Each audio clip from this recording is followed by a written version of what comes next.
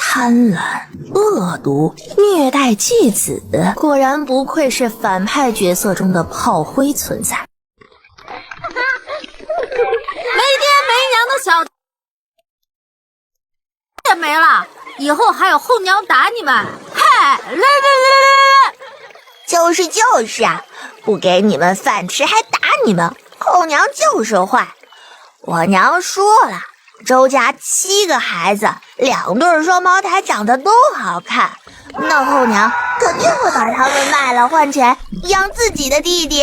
四丫看着懵懂的小双胞胎，远远的看到了自家后娘怒气冲冲的往这边赶来，却发现穆大丫没有着急训斥他，反而想也没想跳入了水里，直奔周二郎而去。他不会水，想着伸手将孩子拉回来就好。穆大丫将周二郎朝岸边推去，却被周二郎一脚给蹬到眼睛，吃痛松手。这边周大郎过来将弟弟拉回岸上，穆大丫却沉到了水底。村子里有人听到动静，急忙赶来，将人拖上岸，才发现人已经没了气儿。呸！好人不长命，祸害1000年，死了就死了，少一个人吃饭，我们还能多吃一点。他好像是为了救二哥。大哥，他是不是……莫小暖狠狠地吐了几口水，睁开了眼，脑子里的记忆一下子涌了进来。什么救我？我看他就是想要自杀，还想带着我一起。不会水还跳水里，要不是大哥出手，我才真的是死了。一股火气冒了出来，穆小暖突然坐起身，双眼四下寻找合适趁手的东西。小白眼狼，果然是从小就坏啊！我还非得替原神好好教训这些小白眼狼一顿。你这个恶毒的女人，你凭什么打我们？哼，老娘就该让你在河里淹死！费劲救你，你倒好啊，想着把我往河里踹。不是说后娘恶毒吗？那正好，我就恶毒给你们看。做什么呢？这打孩子没有你这么打的，就算你是躲后娘的，也不能如此。这孩子做的不对，你好好教就是了，怎么能动手呢？哎呦，刚才这个孩子可是想要我死的，连个后娘都不喊，养不熟的白眼狼，谁稀罕谁家带去养去，老娘不欠你们的，更不欠你们周家的，我还没嫌晦气呢。哎呀，文生家的呀，这话不能这么说呀。别，我可还没有正式进门呢，叫我穆娘子。你是我奶奶花了10两银子买回来的，我奶奶说了，你就是来我们家为奴为婢的。10两银子5两都是借的，你以为你们家有什么钱，还要我为奴为婢？老娘心好，又是干活又是给他们办身后事的，没占你们家一点便宜。不想跟你们废话了啊，别什么脏的臭的都往老娘头上泼。你们娘是生孩子死的，不是老娘害的。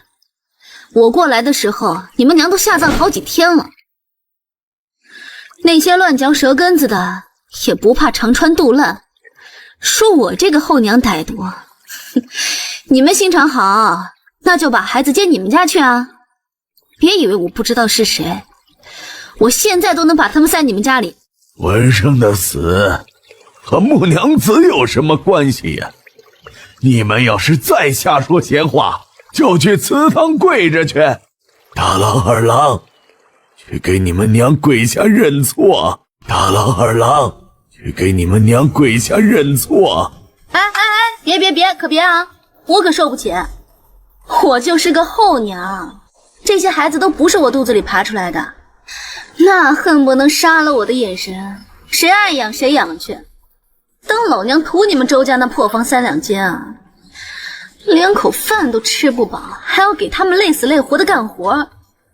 村长，你不如直接替他们周家给我放弃书得了，我自归家去。要知道，正是这一群未来反派让原身凄惨悲凉死去的根源。他穆小暖疏川可不是为了重新走一遍凄惨路的。大郎二郎，还不给你们娘道歉？难不成你们真要成了无人管的孤儿，有娘才有家？她不是我娘。行了，我这心也是被伤透了。村长，你也看到了，这可不是我这个后娘想走，是他们容不下我。这孩子也是一时没了亲人，所以钻了牛角尖。穆娘子先家去休息，我这个当伯伯的好好教训教训他们。你既然已经进了周家，那周家就是你的家，他们就是你的孩子，哪里能那么轻易放手？穆小暖见状，空手回去了。至于几个孩子，他看都没看。行了行了，该干嘛干嘛去，在这里干什么呀？你们两个去把弟弟妹妹都带过来，今天我跟你们好好说说，别总是这么犯倔。村长伯伯，我们错了。我看你们根本就不知道错在哪儿了。你们觉得人家害死了你们爹娘奶奶，那跟人家八竿子打不着干系。你们家那3间破房子再不修，住人都没办法住了。有2亩地不错，但是你们那么多的人吃饭都不够的，还要交税。你们现在是能种地还是能赚钱啊？没有了这个后娘，你们啥也不是。人家嘴毒了点，但是小妾还活着，你们也没饿死。除了今天这顿打，之前人家打过你们吗？后娘早出晚归的，总能带点吃的回来。行了，你们自己回去好好想想，想通了就去给你们后娘认错。有那功夫去仇视，还不如学着怎么种地填饱肚子，能赚钱再说。谢谢您，我们真的知道错了，现在就回去跟后娘道歉。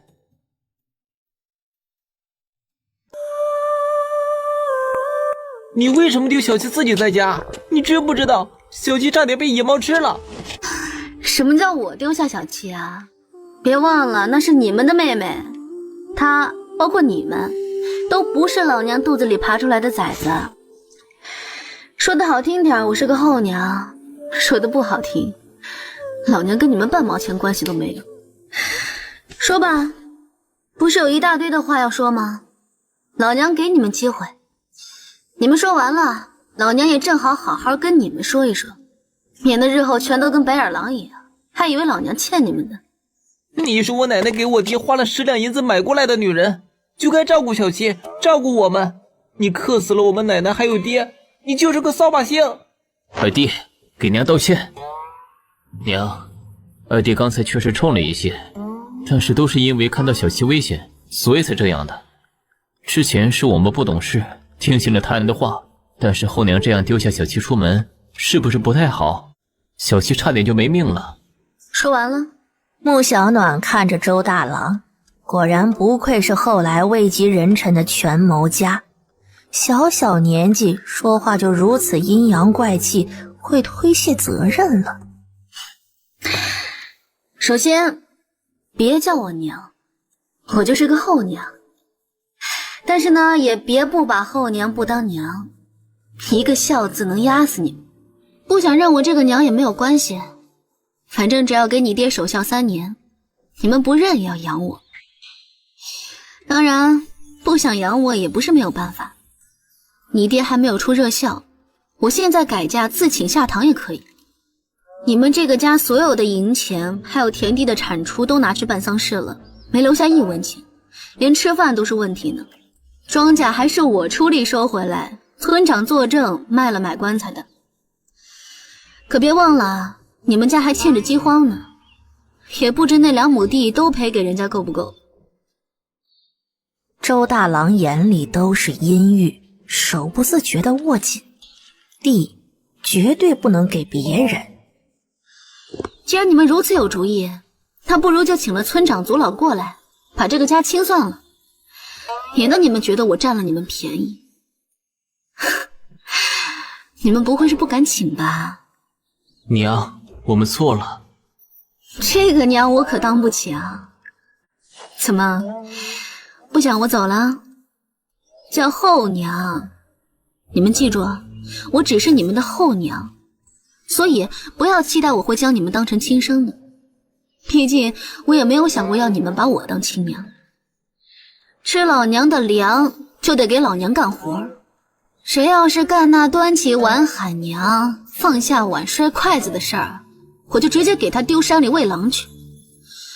我说到做到。看了一眼床上小猫崽子一样的孩子，估计是饿了，那叫声又细又小的，感觉随时会断气一样。从今天开始，你们的衣服自己洗，家里的家务也归你们做。我不喜欢脏兮兮的，谁要是身上长了跳蚤，我就把他头发剃光了。卫生这一点真的是最让穆小暖受不了的。末世的时候，清理丧尸，他都会将自己洗干净。本集又结束了，我们下集再见喽。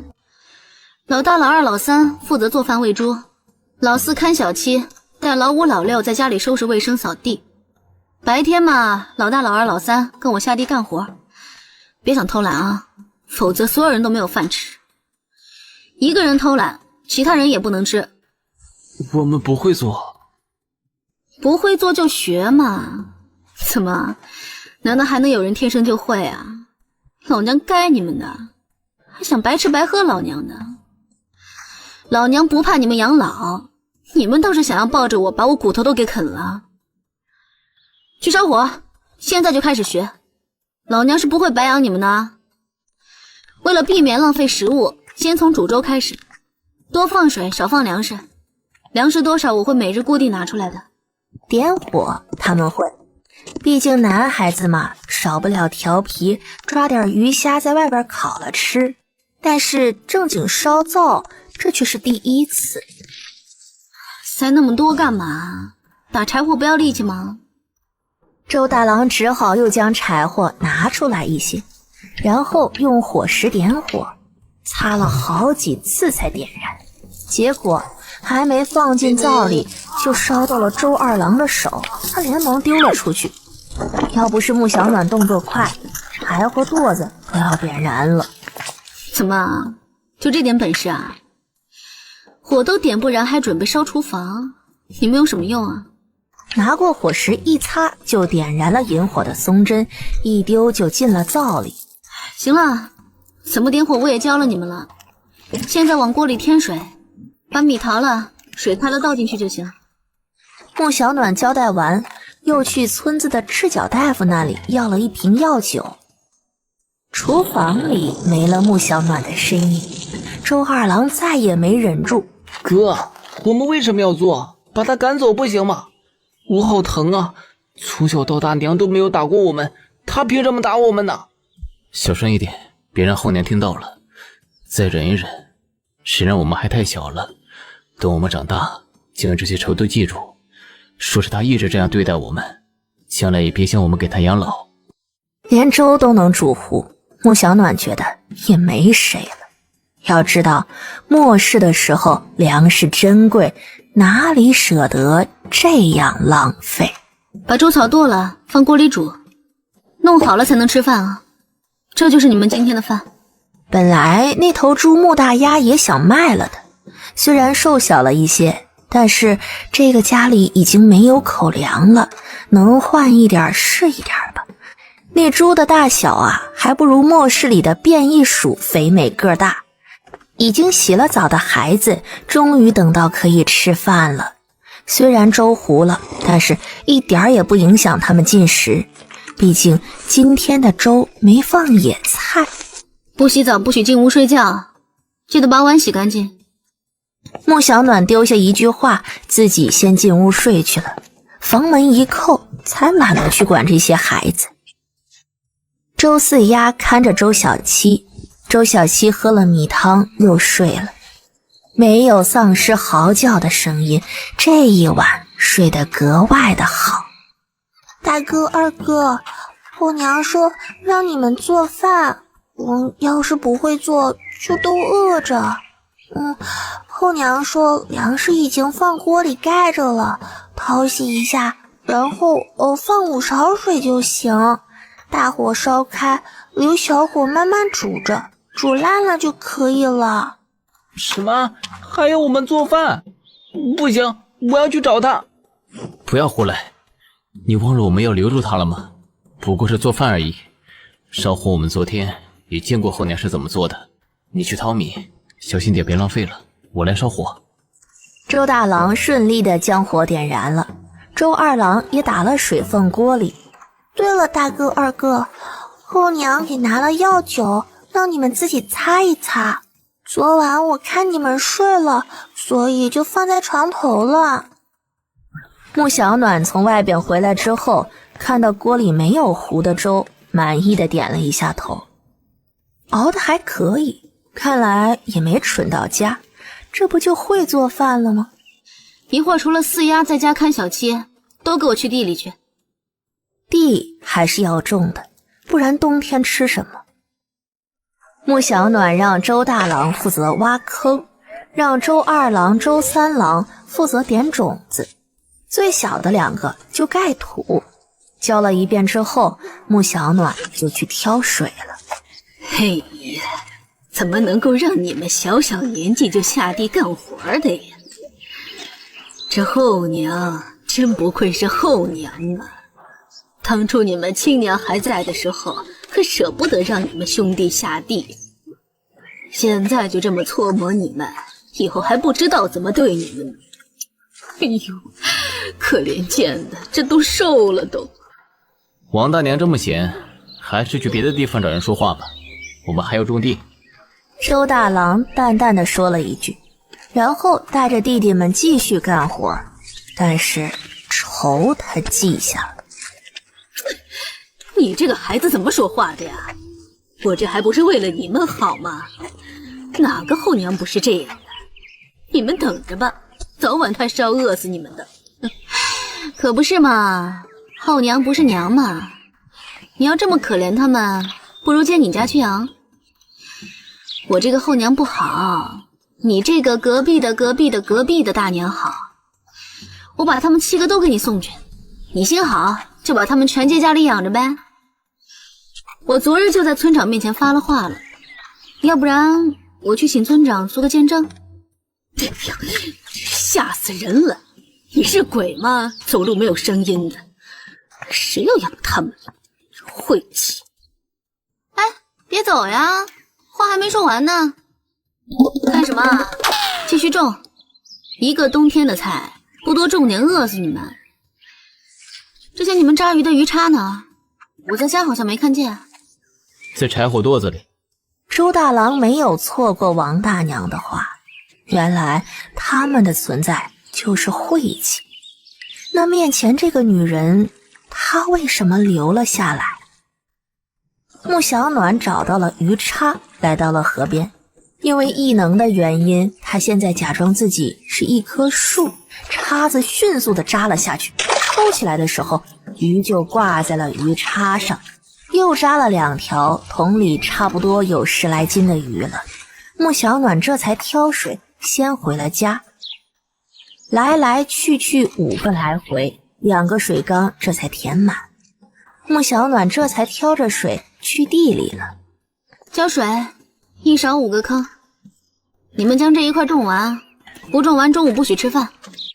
周二郎抬头，有些不可思议地看着穆小暖的背影。大哥，那个女人刚才是说有午饭吗？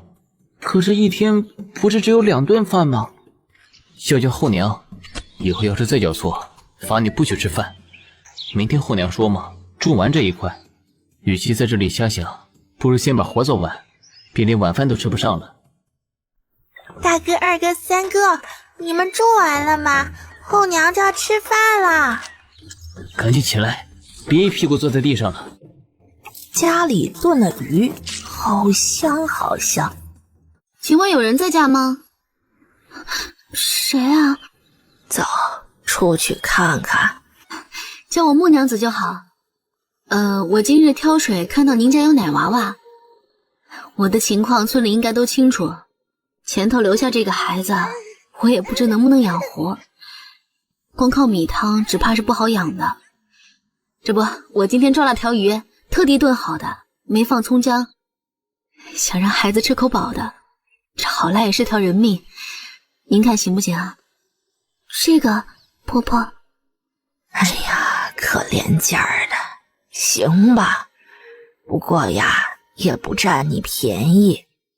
这条鱼给我媳妇儿补补身子，让这孩子呀吃3天，早中晚你抱过来一趟，吃好了再抱回去。那真是太感谢您了。后娘带着小七会去哪儿啊？四丫有些担心。小七呢，她照顾的最多。这个妹妹虽然让她没了娘，但是她还是很喜欢妹妹的。先等等，锅里的鱼都没动，后娘应该很快就回来了。周大郎开口了。几个弟弟们虽然很馋，但是还是忍住了。一群孩子搬了长凳，坐在廊下等着。你呀，叫我武大娘就行。这个村子里都姓周，这是我儿媳妇儿翠儿，我去给你换个碗啊。翠儿啊，将孩子抱屋里边去，先喂喂。是，婆婆。哎呀，不好请你进门啊。碗呢，你拿好，一会儿喂好了呀，就把孩子给抱出来了啊。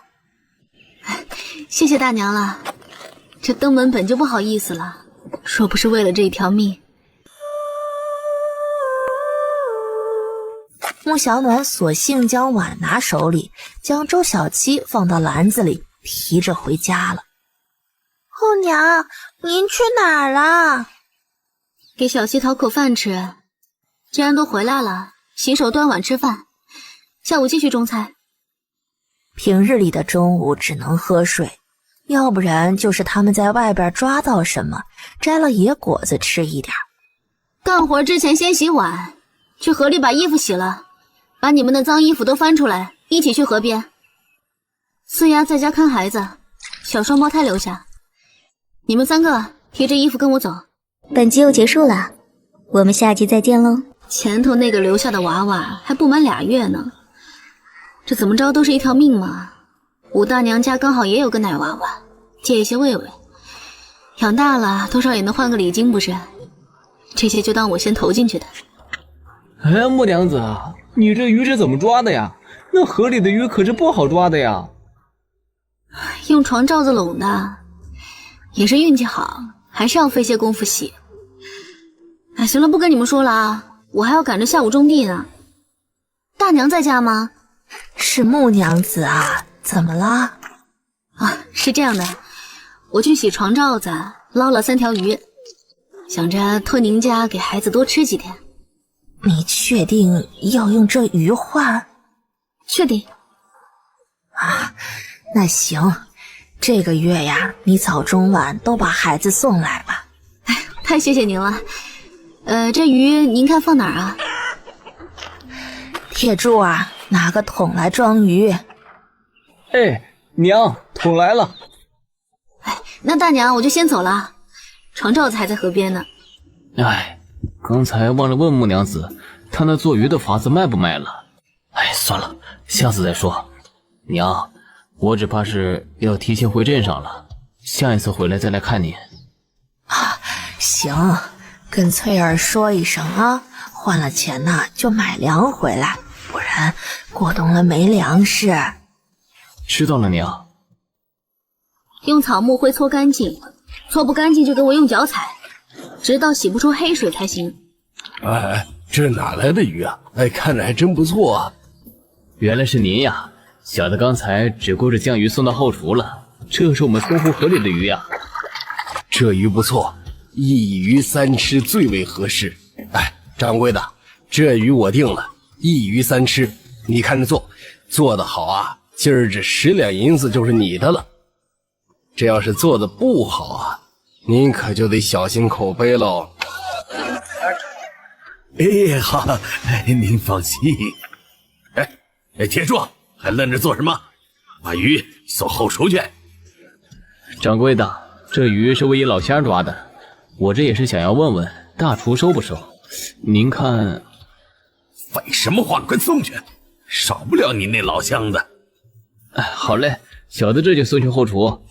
王大厨，一鱼三吃是刘涛爹点的，您看着做。又是那糟老头子坏得很，他这一鱼三吃，只怕不是说的一种鱼3个吃法。不过他也没说3条鱼都做了。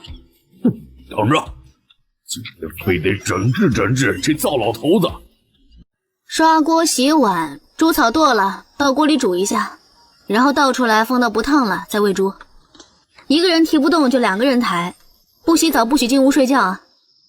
以后你们睡西屋，我睡东屋，四丫看着小七睡堂屋。这种能够安心睡觉的感觉太好了。四丫继续照顾小七，一会儿我烧些热水，你给小七擦一擦，免得后娘不高兴。我跟老二喂猪，老三带着老五老六洗澡，然后把今天的衣服泡起来，明天好清洗。等把猪喂好，2兄弟都累出了汗，洗了澡也顾不上洗衣服，丢一起泡上，然后赶紧回屋睡觉。褥子白日里也晒了，有太阳的味道。不知为何，一群孩子觉得好好闻。穆小暖修炼回来，就看到了身上散发着臭味从猪圈里出来的周大郎几人。可以。捡2个野鸡蛋，煮1碗鸡蛋汤出来，1瓢水，烧开把蛋敲开，到锅里搅开就行。不要把蛋壳弄掉进去啊。煮好了叫我告诉你们放多少盐。看好了，1勺水就放这么多盐就可以了，多了就咸了。把昨天拔的小葱拿过来，切小撒进去就行。1人1碗，你们自己分啊。吃饱了，今天跟我去捡栗子打松子。栗子耐放，剥开了放米里一起煮，也能当粮食吃。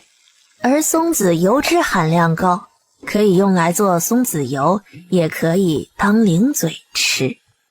四丫，你带着弟弟妹妹在家，把尿介子洗了，桌子擦干净，地板扫干净。这才走了几步路啊，就成这个样子了。当初还想赶我走啊。站远一点啊，我先把树上的栗子敲下来，然后你们再过来捡。带壳的用棍子撬开。你们的任务就是将这2棵栗子树的栗子捡干净，只要地上没有虫眼的，都给我装麻袋里。装多了扛不动就装一点，倒到1个袋子里。都别走远了，免得你们大声喊救命，到时候我听不到。为了山里的狼了，可就只能怨你们自己倒霉了。穆小暖丢下一句话，将镰刀留给了3个孩子。穆小暖准备将小孩手臂粗的树枝给砍了，到时候用来围院子。捡栗子的周大郎3人一开始还是有些害怕的。大哥，他不会是想要将我们丢在山里喂狼吧？不会，要是让我们喂狼，就不会费这功夫弄着一地子栗子了，还给留了镰刀。快捡吧，要是一会儿他回来了，做得慢了，小心没饭吃。直到听到了砍树声，那声音离他们不远，这3个孩子才放下了心来，后背背着背篓，肩上挑着装满松塔的麻袋，他便回到了栗子树这里。行了，把你们手里的麻袋提着跟我下山，这一袋先放这儿，一会儿我再来。你们回去呢，把中午饭给做了，把衣服洗了。别以为我没有看到你们把衣服泡在盆里还没洗呢。然而穆小暖到了山脚，直接加快了速度，没一会儿就把3个孩子拉下老远。后娘回来啦，四丫收了开水，后娘您喝一碗。收拾的不错，以后会更好的。那个背篓里面有野梨子跟柿子，你们一人一个。一会儿你3个哥哥就回来了，让他们煮饭，中午继续熬粥，把背篓里破了的蘑菇捡出来洗干净，一起煮了。还有那几只小鸟也拔了毛，弄干净一些，等我回来弄。好的蘑菇就装到篮子里面，用草垫一下，记住了吗？记住了，后娘。行，我把小七送去武大娘家，你们在家吧。大哥，后娘让你煮饭。四丫正在小心地分拣蘑菇，后娘凶凶的哟，所以必须小心一点儿。知道了。大哥，后娘说要把这些蘑菇洗干净了，放进去一起煮，还要把这几只小鸟的毛拔干净了。老三洗蘑菇，老二把鸟弄干净。四丫，后娘还交代了什么？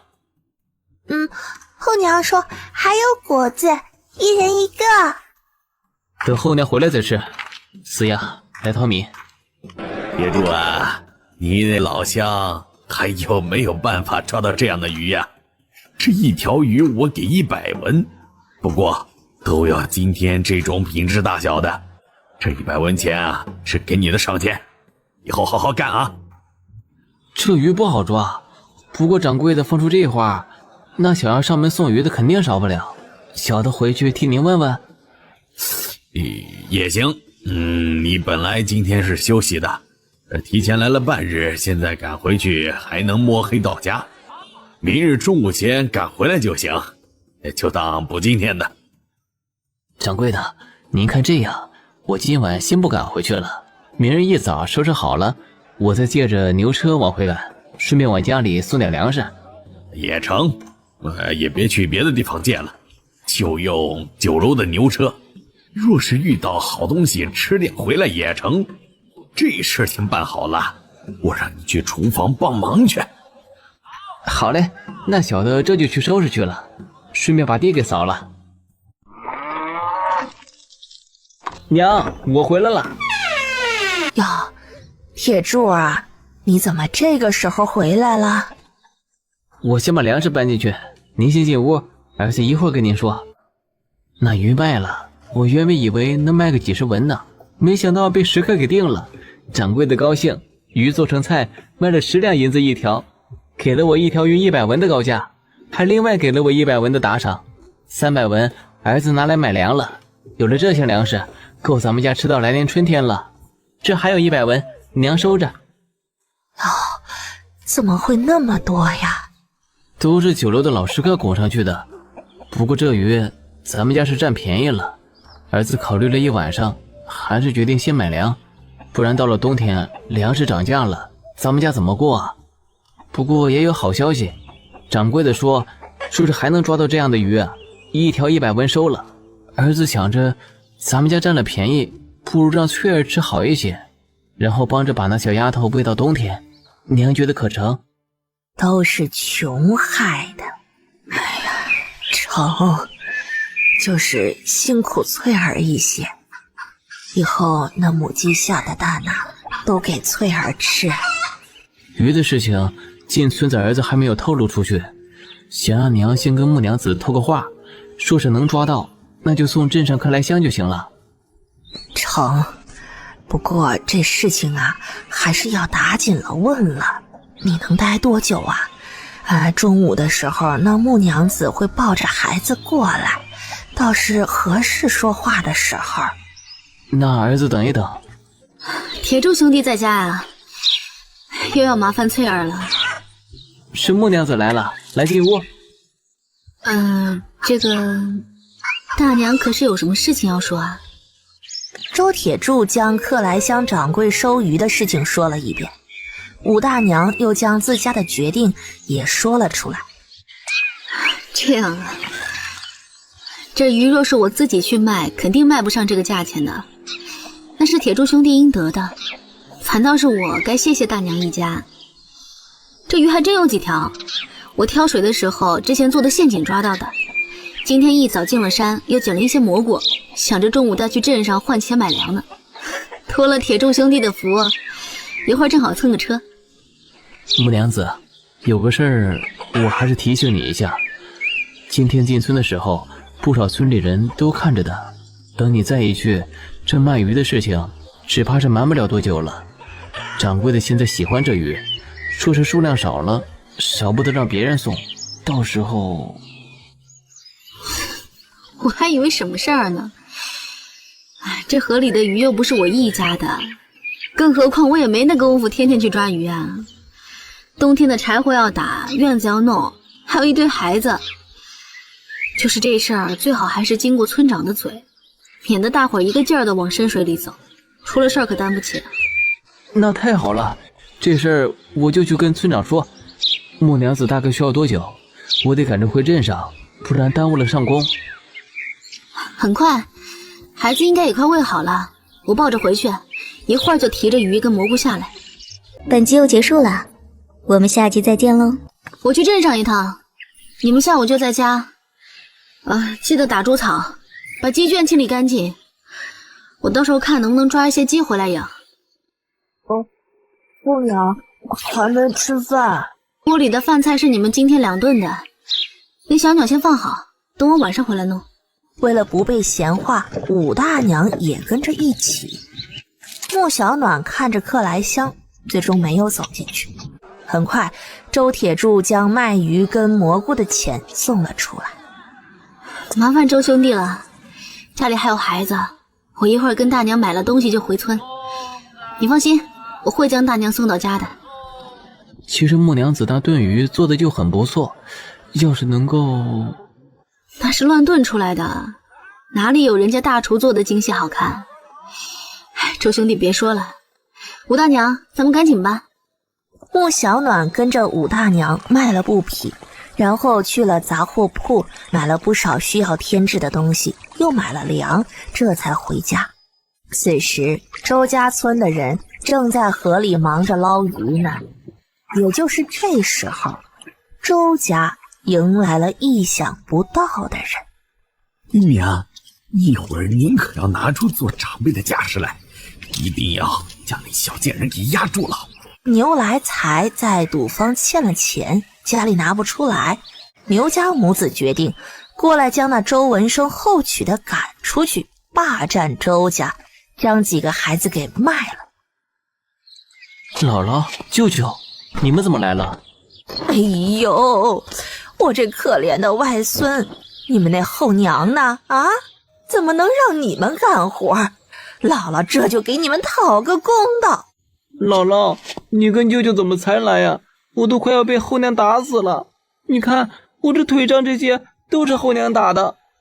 哎呀，个黑心肝烂心肠的，敢打我外孙！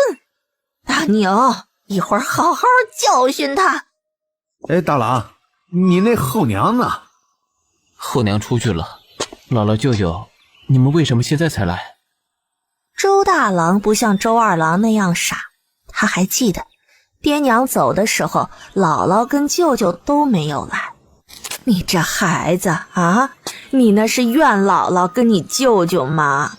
哎呀，这都是穷闹的，那哪里是我们不想来呀？家里秋收耽搁了，姥姥知道你娘没了，大病了一场，这不好了一些就立刻来了。大郎啊，从前我和你奶奶不对付，但是对你们还是好的呀。这次来呀，就是想要看看，将你们接去牛家村儿，免得你们被后娘给蹉跎了。对，这次来就是想带你们回牛家村的，有舅舅在，怎么都会把你们拉扯大。现在就收拾东西跟舅舅走，你们舅妈都在家做饭了，盼着咱们回去呢。大哥，我们跟姥姥走吧，我不喜欢后娘。大郎、二郎啊，来，舔嘴儿，这些日子呀，可苦了你们了。你们跟着舅舅先回家啊，姥姥在这里呀，等着你们后娘，替你们好好教训他一顿。哎呀，那东西也别收拾了。大牛，你先带着大郎、二郎，还有五郎、六郎回家，娘在这儿看着。一会儿啊，让你媳妇儿过来，你在家照顾好几个孩子啊。舅舅带你们再去买点饴糖啊！太好了！来4块饴糖，老规矩。好嘞，4块饴糖，来客喽！说好了，这盘2对双胞胎不能少于这个数。知道了，下次再有货可以老地方见啊！还有3个，2个丫头辫子，1个小一点，不要多，这个数。要是行，晚点给您送过去。看货说价。你去周家村给娘帮忙，我去将赌坊的钱还了。赌鬼一日不赌都难受。牛来才说完话，连口水都不喝就出了门。牛母在周家摆着长辈的派，让四丫又是端水又是干活的，将那锅里剩下的饭菜全吃了，一脚踢开了门，动手就是翻箱倒柜。姥姥不可以，后娘会生气的。四丫脑袋撞在了墙上，疼得哭了起来。晦气，哭什么哭？别妨碍老娘！在外边愣着干嘛？快点进来帮我找，把地契房契找出来。妹妹，你们是谁啊？快来人啊！呀，憨魂呢，还不去把那小贱种的嘴给我堵住？1个2个的就会哭，把人给引来了怎么办？婆婆，来财他拿着钱又去赌房了，儿媳担心。败家玩意儿，你怎么就不拦着？穆小暖背着东西到门口，就听到了屋子里的声音，将东西放进了空间，然后直奔村长家。村长，我们家遭贼了，您赶紧带人去抓贼，现在贼人还在家里呢。什么人这么大胆，这个时候进村偷东西？穆娘子，你不会是看错了吧？错不了，麻烦您带人走一趟吧。来的路上，穆小暖花了10文钱，叫人帮忙去请官差。村长，你看，那是我们家的背篓，还有手里的东西，这2人就是贼。牛婆子，怎么是你？你们这是做什么？老天不开眼呐，让那丧门星进了周家，克死了我女儿啊！哎呀，如今呐，还让我的外孙们都成了孤儿。哎呀，我这个做姥姥的看不过去，来将几个孩子带走，居然还被诬陷是贼呀！狗屁，当老娘好欺负呢？你个糟老婆子坏得很啊！埋人的时候怎么不见你们出现啊？现在来搬我们家的粮了，不是贼是什么？你要带走孩子没问题啊，逼着人做什么？还是第一次见绑着手脚走的，你当在场的人都眼瞎吗？被褥一掀开，露出下面脸被憋得青紫的小七，看着进气儿没有出气儿多，这小家伙还真是遭罪呀！村长，我先将这个孩子送去武大娘家，不憋死要饿死了。快去快去！村长伯伯，哥哥被卖了。他被绑着的时候可是听得清清楚楚，哥哥跟弟弟们都被卖了。要不是自己去打猪草了，说不定自己也被卖了。什么？我周家村的孩子什么时候轮到牛家做主了？快说，周大郎他们呢？没有的事儿。哎呀，是他们不听话，我这个做姥姥的教训教训他们又怎么了？我把他们接家里去了，自然是要带上他们的口粮被褥的，这有什么错啊？就是被你们卖了，哥哥弟弟都被卖了。果然是让后娘给教坏了。这里不是你牛家村，更不是你家，老实交代人啊，不然就送你保官。不知道谁看见了啊？大不了这些东西我们不要了，好心帮忙照顾孩子还有错了。走！周三郎想也不想地冲了过来。哎呦，我这把老骨头哟！哎呦，得了，后娘养的小贱种啊，就是把你卖了都是该的。穆小暖只说家里进了贼人，先将孩子托付在这儿。穆小暖知道周家2对双胞胎被拐了，但他并不着急。谁报的官？我。这些人闯入我家，还将家里几个孩子卖了。若不是我回来的早，估计这几个孩子也不剩了。他们卖孩子倒也没什么，那抢我的吃食，这就太不好了吧？还把家里搅得乱七八糟的。我怀疑这个家的地契、房契都让他们给翻走了。毕竟我进这个家门的时候，东西可没落到我手里。原书里这些东西周家的孩子都知道在哪里，却没有告诉原主。直到房子跟地被收走，穆大丫被狠狠地打击了一把。但是对一个后娘，你能有什么要求啊？卖孩子的又不是她，反倒是那孩子的亲姥姥。村长来一下，确定一下是不是这家人的，要是没错，人我就带走了。对，这是周家的地契跟房契，麻烦大人了。捕快来得快，走得也快。穆小暖给了100文钱的辛苦费，事情办得自然就快了。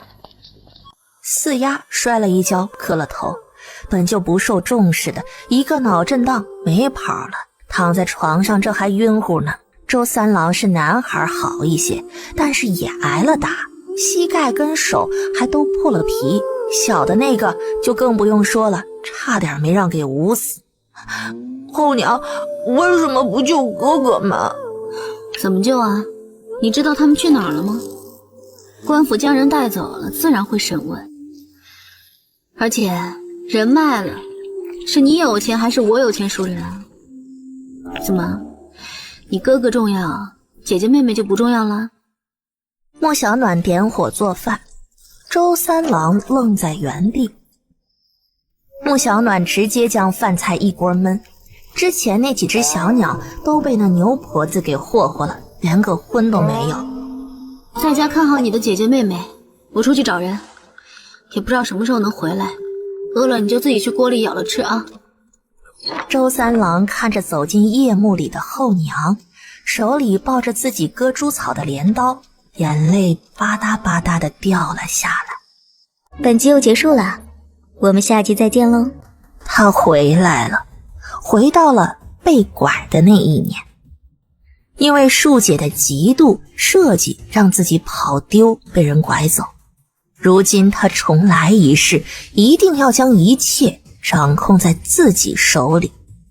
这一次的货不错，尤其是这2对双胞胎，等送到南管去，转手就能赚一笔。可惜了，这一对小了点儿，明天早上将人都送走。我们在这里已经停留了很长时间了。好，我去弄些酒菜回来，这天儿开始冷了，跑了这么一趟，怎么也得明年再来了。按照书里找到的地方，果然是有些偏僻。确认了地方，穆小暖便到了药铺敲门。谁呀？大半夜的，来了！哎，我是之前来卖何首乌的，我发现一伙拍花子，就在灵山镇最西边的大榕树旁的小院里。他们现在在喝酒，明天可能就要走了，或许还有接应的人。我现在还要去守着，麻烦小哥儿帮忙去报个官。是你？你说的是真的吗？自然是真的呀，谁没事报假案啊？我是哪里人你又不是不知道，骗你还不能报官抓我吗？那好吧，我先跟大夫禀报一声，然后立即就去报官。看着马儿将草药都吃了，穆小暖躲到了那一堆稻草里，现在就只能等着了。穆小暖原本想等着拍花子将人抱出来之后再出手，没想到就看到有一个小女孩从马车上跑了下来，一头扎到了自己藏身的稻草里。王莹莹没想到稻草堆里会有人，她原本是想要借着机会将自己藏起来，结果这一耽误，2个人都被拍花子给发现了。快抓住他们！居然想跑！不对，这个不是我们抓来的货，抓住他，绝对不能让他给跑喽！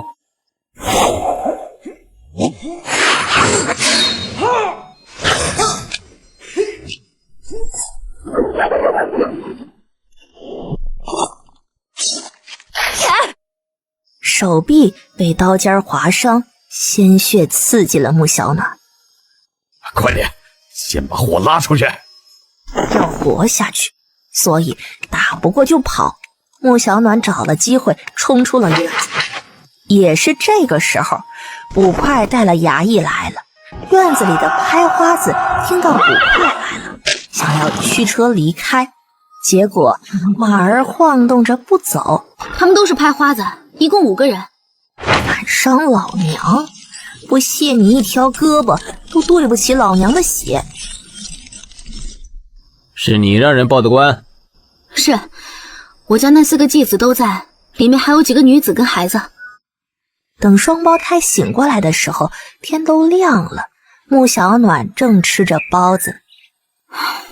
都醒了，下次别那么蠢了，我不一定每次都能这么好心的。吃了东西，一会儿该回家了。我能带他们离开了吗？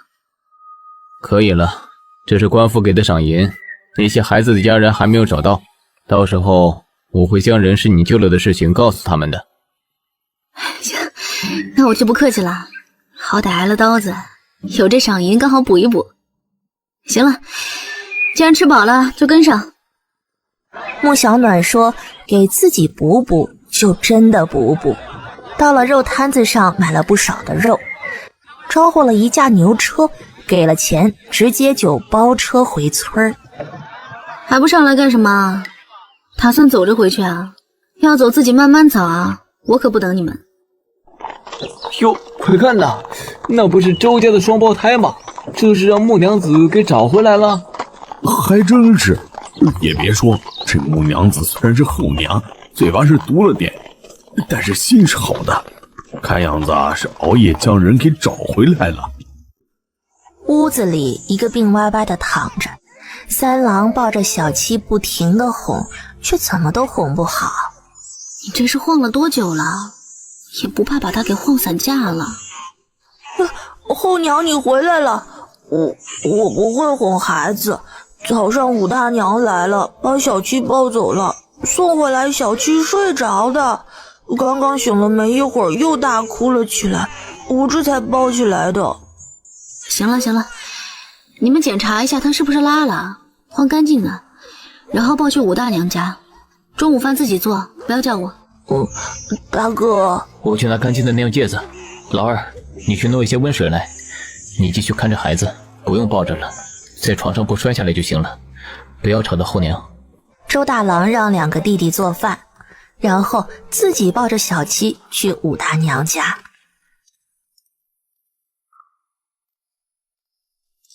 吴奶奶，我抱小七来了。正准备去周家再看看的武大娘快速走了过来，将门打开。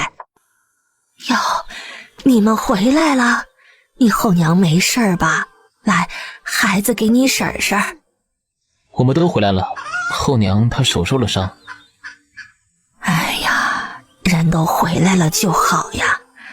昨天官差呀都来了，要不是你后娘回来的及时啊，你剩下的弟弟妹妹也都没了。你们那房契地契呀，都给翻了出来。吴奶奶今天跟你说说话，你们也别总觉得你那后娘对你们不好啊，她也不容易呀。武大娘自己就是寡母带大孩子，还只是一个孩子，若不是自己有门手艺，那日子还不知如何过呢。你们后娘进门，家里一个顶梁柱都没有了，还要照顾你们7个，又是进山又是下河的。哎呀，她不泼辣都护不住你们呐。但是啊，到底她也不过是个没当过娘的姑娘家，村子里呀，那就是亲生的也没几个不挨爹娘打骂的。但是你看看啊，他们一个个还不是转头就忘了？哪来那么多的仇和恨呐？生恩不及养恩大，养大一个孩子啊，那远比生一个孩子要艰难呐。我今儿早去你家，你三弟说你后娘出去了1夜都没回来，村里都议论她是不是跑了，可是这不都打脸了？你们那后娘啊，是个面冷心热的，这感情都是相处出来的啊。你对她好啊，她就对你好。周大郎没说话，这些话从来没人跟他说过，就是村长伯伯也只是告诉他，没了后娘，他们家的东西就保不住了。这些孩子啊，到底是被周婆子给宠过了。周大郎说了谢，抱着小七回家了。思雅怎么样了？妹妹从昨天晚上睡到今天都还没醒，撞了头，又挨了姥姥和舅娘的打。我们没有姥姥，更没有什么舅舅舅娘，以后记住了。后娘去哪儿？去后山把昨天捡的栗子松塔弄回来。母娘子这是准备将柴火拉去卖吗？嘿嘿，倒是收拾的真不错啊。围一下院子，孩子太小，离山脚又近，上次还进了野猫。拉了5趟才拉完，多得高高的放在一起。刨土挖沟，穆小暖挖，几个孩子合伙一起搬木条。木头打的桩子，再抹上泥，形成了一堵厚实防风的墙。以后在家就把门从里面关上，不认识的人不要随便开门，知道了吗？就是这里了。自从上次的事情，这几日母娘子一直在家中修屋子，这个时候肯定没出门。多谢恩人，人这是要修房子，明日我就带人来。虽然不能给您修多大，但是重新翻盖绝对没有问题。母娘子不如先下来。我们也愿意出力。几人都不等穆小暖开口，已经商量好了，出钱出力，直接给盖个5间的青砖瓦房。如此那就多谢了。就是要麻烦村长给另外批块地，就在这旁边，反正这周围也没有什么其他人家嘛。家里孩子多，这屋子拆了可惜。那自是可以，这样更好，不用再麻烦一道拆屋子了。带着孩子来的几对夫妇也是松了口气，就怕不收啊，收了这恩也就算是还了。还有一位小公子的家人想要感谢你，不过这家人身份尊贵，穆娘子不如跟在下走一趟。可以，麻烦大人等等，我将家中安置好。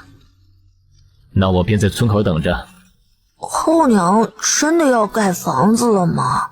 那她是不是就不跟我们一起住了？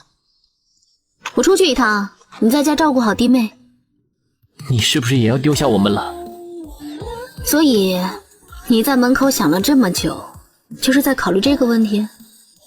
与其有时间瞎想，不如多干活，起码我看着顺眼，说不定就不走了呢。丢下一句话，进屋换了件衣裳，然后便走了出去。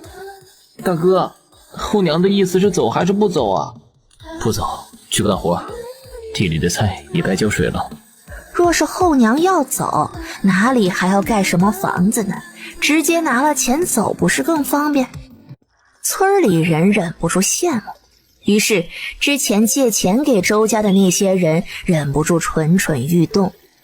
既然周家都能盖青砖瓦房了，那是不是该把欠他们的钱还他们呢？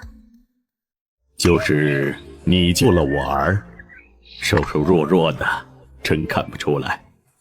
不过我们也不是那种忘恩负义之人，你想要什么，哪怕是改嫁做个官夫人，本王都能够满足你。原书里的男主居然这么早就出现了，那个害自己被发现的小丫头王莹莹应该就是女主了。自己既然救了这俩人，只希望这俩人不要妨碍他过他的自在日子就好。我不想做什么官夫人，你们不如直接给钱，我这身份有钱傍身，吃好喝好就行了，其余的太惶恐了。没想到居然如此俗气，现在那点好感顿时消失了。他感觉自己就像看错了人。本集又结束了，我们下集再见喽。穆小暖拿了一片金叶子给那捕快，然后又买了不少东西，这次倒是没有直接包下一辆牛车。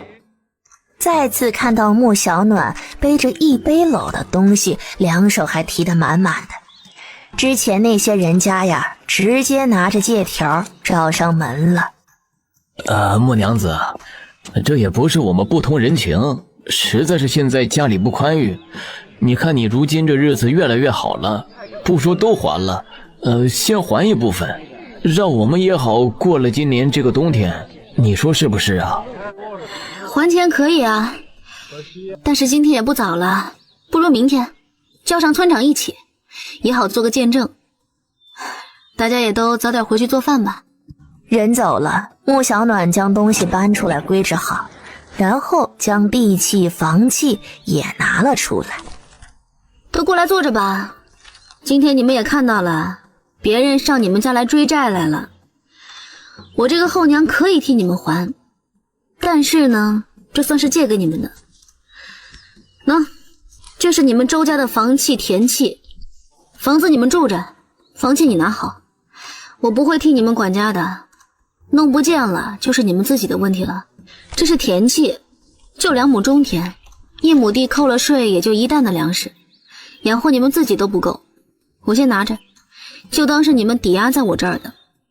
地呢，你们可以继续种，我也可以继续教你们种，等你们什么时候能够赚钱了，再从我这儿把田契拿回去。有没有什么问题？周大郎看着桌面上的房契、田契，最终将房契拿在手上，小心地叠好。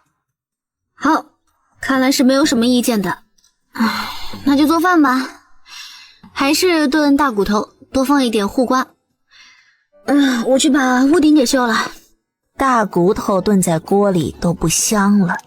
周二郎再憨也感觉到后娘对他们的不在意，而周三郎则是着急害怕。大哥，我们之前是不是做得太过了？周二郎也想起了自己之前又是顶撞又是要跟后娘对打的事情，因为穆小暖救人提前断了王莹莹的计划，2对双胞胎没有跟王莹莹牵扯上关系。吃饭睡觉，这又是美好的一天呢。早早的，村民就将村长请了来了。穆小暖当着几个孩子的面一家家的把钱还了。穆小暖就留了4丫在家照顾小七，小双胞胎呢在家敲松子儿晒松塔。大的3个不是带着下地就是上山，刚还了钱，自然不能露富。穆小暖则是抓紧着修炼，看着手掌心里晃动的小苗子，穆小暖微微叹息，想要等着苗子长大变成鞭子，看来还要继续努力才行。县里牛家用孩子做威胁，让牛来财家的顶下了所有的罪。牛婆子跟牛来财被关了半个月，总算是出来了。奶奶，你可算是回来了，这些日子我们都吃不上饭。那周家听说都盖新房子了啊，绝对不能放过那贱人。周家旁边在盖屋子，并没有人注意到牛婆子母子2人，只以为是村民。穆小暖今天继续进山，小贱人居然还想住青砖瓦房。因为旁边在修屋子，四丫在家并没有关上门。姥姥，怎么是你？娘，那小贱人不在。那就把这2个抱到山里扔了，都是赔钱货，留着做什么？捂住嘴绑起来，然后收刮了东西迅速撤离。要不是现在没人敢收，我这2抱去卖了也能换2个钱。扔远一点，免得人跑了被发现了。这贱人家里居然吃肉，老娘在大牢里受罪，他居然享福。不，你放我回家，我要回家。贱丫头，再乱动我直接摔死你。他下意识地出声威胁，本来提着就有些沉，索性丢在了地上，这走一路也累得不得了。狼，有狼！哎呀，快跑，留那2个贱丫头喂狼。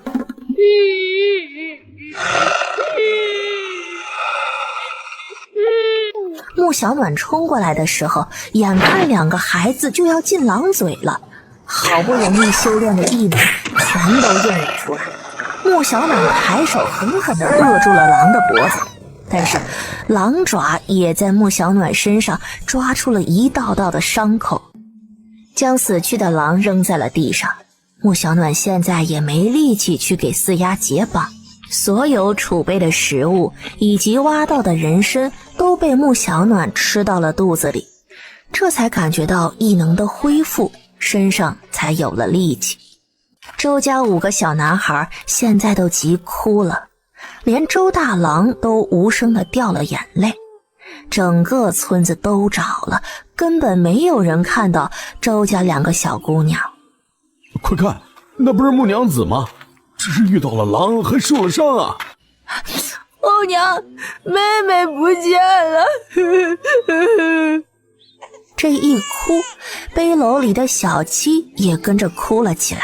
行了，别哭了，2个孩子被人抱进了山里，遇到狼跑了，刚好让我发现了，麻烦大家了，我现在不方便招待，大家各回各家吧。众人见状，知道2个孩子没丢，又见穆小暖一身狼狈，还染了血，于是纷纷散开回家去了。上次的伤药还有，上药包扎，穆小暖躺在床上都不想动了。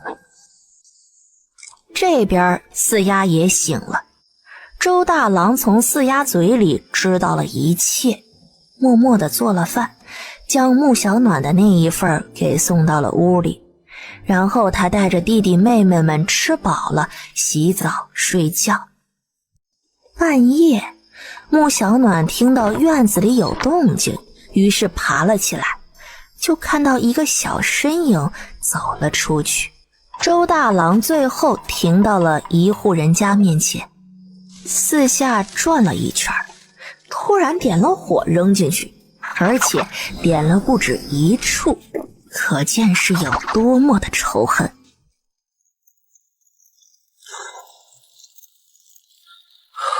后娘，下次做事干净一点，你这样点火很容易祸及他人。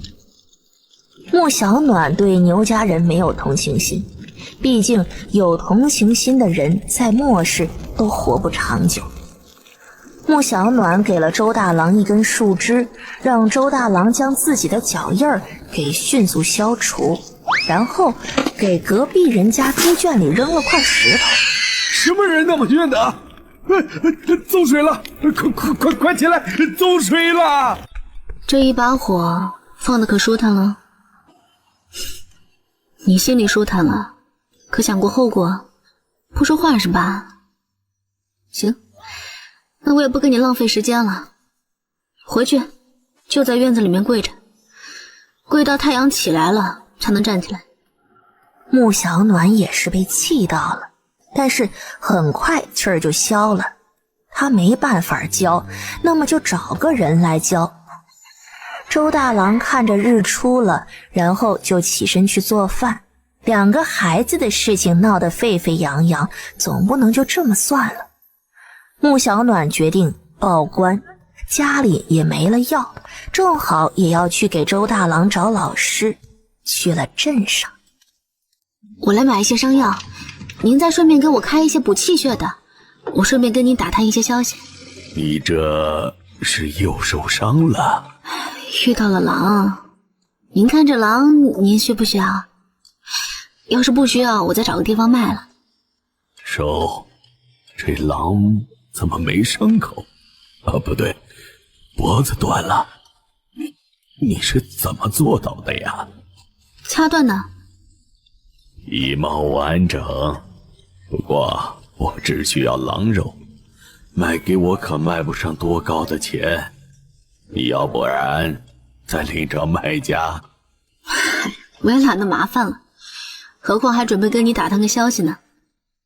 什么消息？我想要找一位严厉又正直的先生，越严厉正直越好的那种，能教大道理的。你这是要给孩子找先生吗？是，不过不是为了科考，所以最好是十分有能力，能够压制住学生的那种。不过必须正直啊。你这怕不是想要找个大儒？人不大，这想法挺大。那您可有知道的人物啊？要是合适，这狼就白送您了。还真有，不过你想要送孩子去，只怕不可能啊。为何啊？这也不是多难打听的消息。人不在咱们镇上，在隔壁西平县，刚从朝堂上告老还乡的大儒，据说还给皇子教过书，但是呢，为人太正直严厉，母亲重病，于是就请辞了，上个月才还乡的。老夫也被请去了，病得确实厉害，需要用好药养着，除非本集又结束了，我们下集再见喽。除非能找到百年老参，再配五灵芝等物，不然哪里那么容易治好？他不是个大官吗？怎么会买不到人参啊？嘿，你以为人参是萝卜呀？有钱不一定能够买到，还得有权。这个大儒虽然有权，但是因为太过正直，这人参就变得格外难得了。看来进山得抓紧，这还是个抢手货。还是同一个捕快，那金叶子还在怀里热乎着呢。所谓的牛家人才放出去不到2天，就又做出这样的事情来了，这还是不是亲的了？怎么连你这个后娘都比不得呀？你说什么？行，我这就带人走一趟，这次可没人给他们顶罪了。2个村子取了证，捕快带着人迅速的走了。穆小暖炖了一大锅的肉，然后准备了充足的食物。第2日又进了山。周大郎想要开口拦，又不知如何开口。出门前就已经说好了，最多3天。至于说留一群孩子在家，穆小暖半点都不会觉得不好意思。粮食也给留着了，菜也有，油盐一样都不缺。隔壁天天有人干活，做饭的事情也都包了出去。山里，穆小暖蹲在地上已经成泥人了。这一颗老参属实不好挖，不过收获可是喜人的，增长的异能，空间里堆放的药材，这山以后还是要来的，不为赚钱，就为了修炼。大哥，后娘是不是不回来了？后娘回来了，后娘回来了。我回来了，你们就这么高兴吗？后娘回来了，真好。行了，都抱着我的脚，我怎么进家呀？后娘，我带小七去吴奶奶家。去吧。周大郎看着后娘身上除了沾了泥并没有伤，悄悄地松了口气，抱着小七出了门。后娘，我去给你烧水，早上还有些饭，你要不要吃？你说什么？后娘是知道今天是我生辰吗？不知道，不过现在知道了。吃吧，每个人都有，这是你们把家里收拾得干干净净的奖励。晚点弄一些面给你煮一碗面条，就当是过生辰了。将野鸡丢给了周二郎去弄干净。周大郎不知什么时候回来了，正在给周二郎帮忙拔鸡毛。后娘，这个鸡要怎么弄？炖汤，我去洗衣服啊，你在家里看着火。那，这是长寿面，不能断的，吃吧，不够还有，多了个鸡蛋。谢谢后娘。周大郎、二郎也才想起来，原来今天是三弟的生辰。蘑菇鸡汤面明明没有辣子，却熏得周大郎眼泪掉了下来。明天一早，你跟我去一趟西平县，我教不了你，给你找个先生，你最好是能够让那先生收下，不然我还要再麻烦一趟。没想到后娘居然是给自己找了先生，而不是要将自己赶出去。大哥，后娘说要送你去读书，你想读书吗？我就不是读书的料子，大哥不用担心我，我想学武，嘿嘿哈哈，这样我将来做一个大将军，等我年纪到了，我就去当兵。三弟呢？我听后娘的，而且我也不是读书的料，要是习武，我觉得可以。周三郎对自己的认知很清楚，或许自己也能做个厨子。第二天一早，那是真的早，早饭都没吃呢，穆小暖就带着周大郎出门了，连衣服都给打包好了。从日出到日头高升，总算是踏入了西平县的地界。不得不说，这户人家还挺好找的，姓霍，又是告老还乡的大官。穆小暖随便抓了个人就问到了路。哎，这位管事请留步。这位娘子有何事啊？这里可是告老还乡的霍大人住的霍家。是。我带家里孩子来求学，顺便送药的，不知可否请霍大人见上一面？我家老爷现在不收学生，这位娘子还是带着孩子去别的地方吧。我们不如进府说啊，这里不方便，万一我带的药正好是你们需要的呢。管事见状，也不知为何就将人带进了宅子里，哪怕只有一丝可能呢，或许呢。穆小暖将灵芝拿了出来，灵芝拿起来方便又不容易坏。娘子贵姓？我这就去禀报老爷。我姓穆。老爷，有位穆娘子送药来了。他说带孩子来求学，并且拿出了一株灵芝，个头年份看着不小。这个时候怎么会有人愿意送药过来？算了，去看看吧。霍正彦刚刚给母亲喂了药，他在朝为官因为太过正直做了太傅，结果反倒是惹了人眼。老爷，这位就是穆娘子。老爷，这位就是穆娘子。请坐。不做了，病人耽误不得，而且我也赶着回家。大人可有信得过的大夫来验药？我只有一个要求，大人将我家这个孩子收做关门徒弟，以后吃喝就在府上，听大人教导。穆小暖这一次将那人参也拿了出来。这颗人参是我前天挖的，不属于任何势力，大人只管放心用。我家这个孩子吧，因为受了些难，从前未好好教导，性子有些偏。我从我们镇上那个百草堂的大夫口里知道了，大人是一个格外正直之人，希望耳濡目染，能够将他引入正道。穆小暖说的大义凛然，实则是想要快点将这块烫手山芋给送出去。他都还是个宝宝呢，就养了那么大一群。你们并不像母子啊，我就是个后娘，这是我的继长子。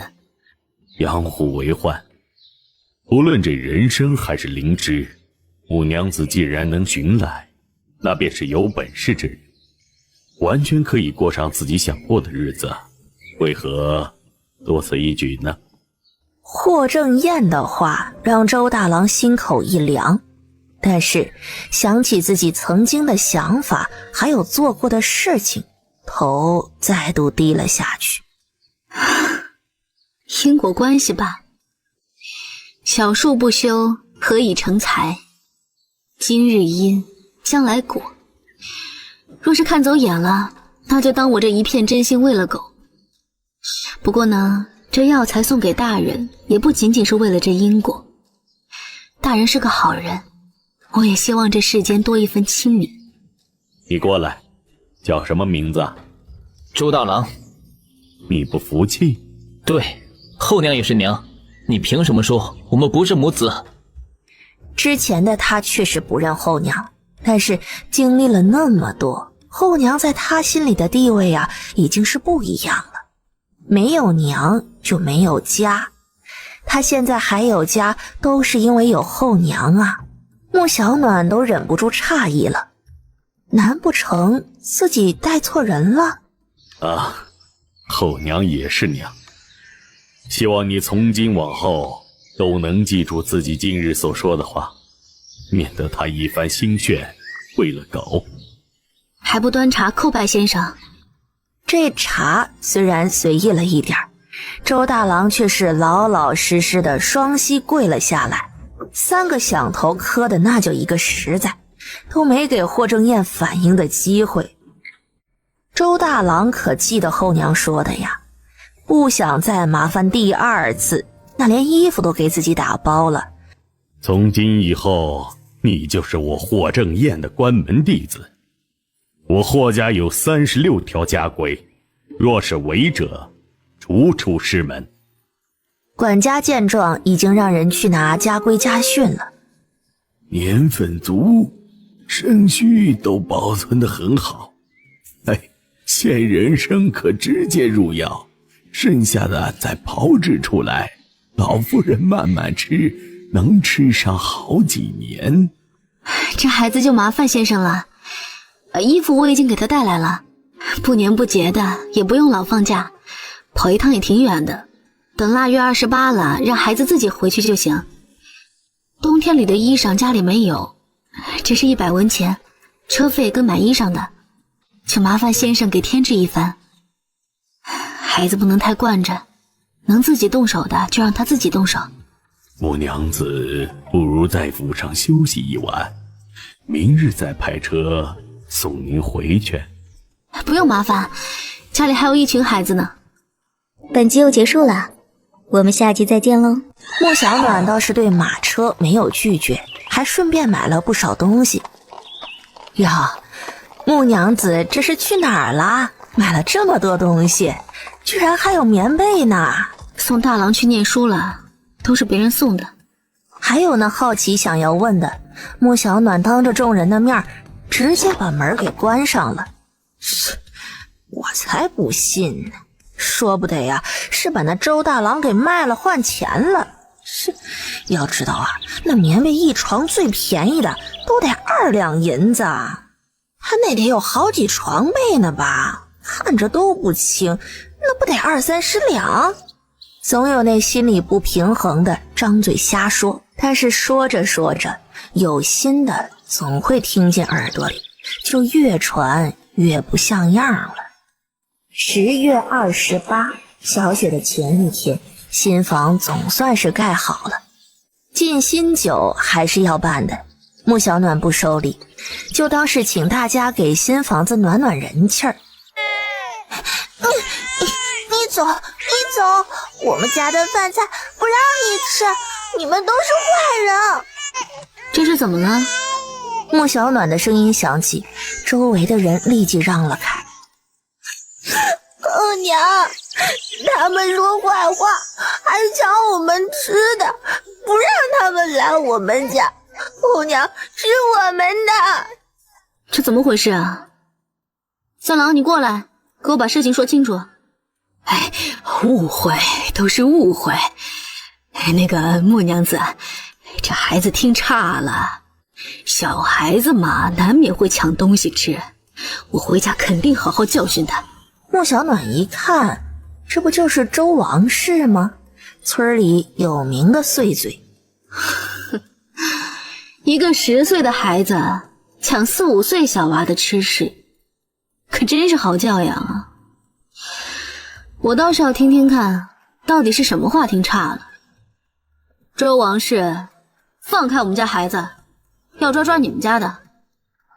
他在那跟人说后娘把大哥给卖了，又说后娘给我们找了后爹，然后周狗蛋抢了四丫手里的糖，还骂四丫是赔钱货。很好，来我家吃我的喝我的，还抢我们家孩子的糖，背后还说我坏话，真当我好欺负不成？穆小暖过去一把将周铁蛋给提了起来，吓得周王氏连忙追了上来，可惜人多脚步没有穆小暖快。只见穆小暖将人往外一扔，周王氏冲上去就要跟穆小暖打，却被穆小暖顺势给推出了大门外。以后再敢踏入我家的门，打断他腿。大家来给我暖房，我是欢迎的，好菜好肉的给准备了，也别为了那起子嘴碎的影响了心情。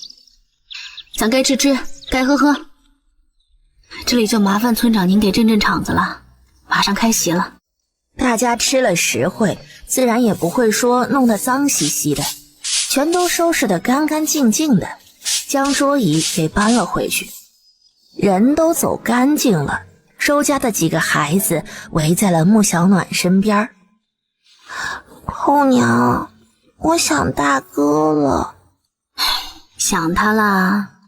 过年就回来了，那么远，要是每个月都回来，来回就要20个铜板。你算一算，这能够买多少糖了？也不管小丫头是怎么算的，她现在要将家具给弄进来，新房子盖好了，可不得住吗？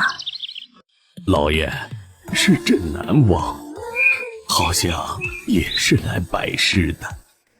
原来先生这么抢手，自己昨天才被后娘给送来，今天就又有人要来拜师了。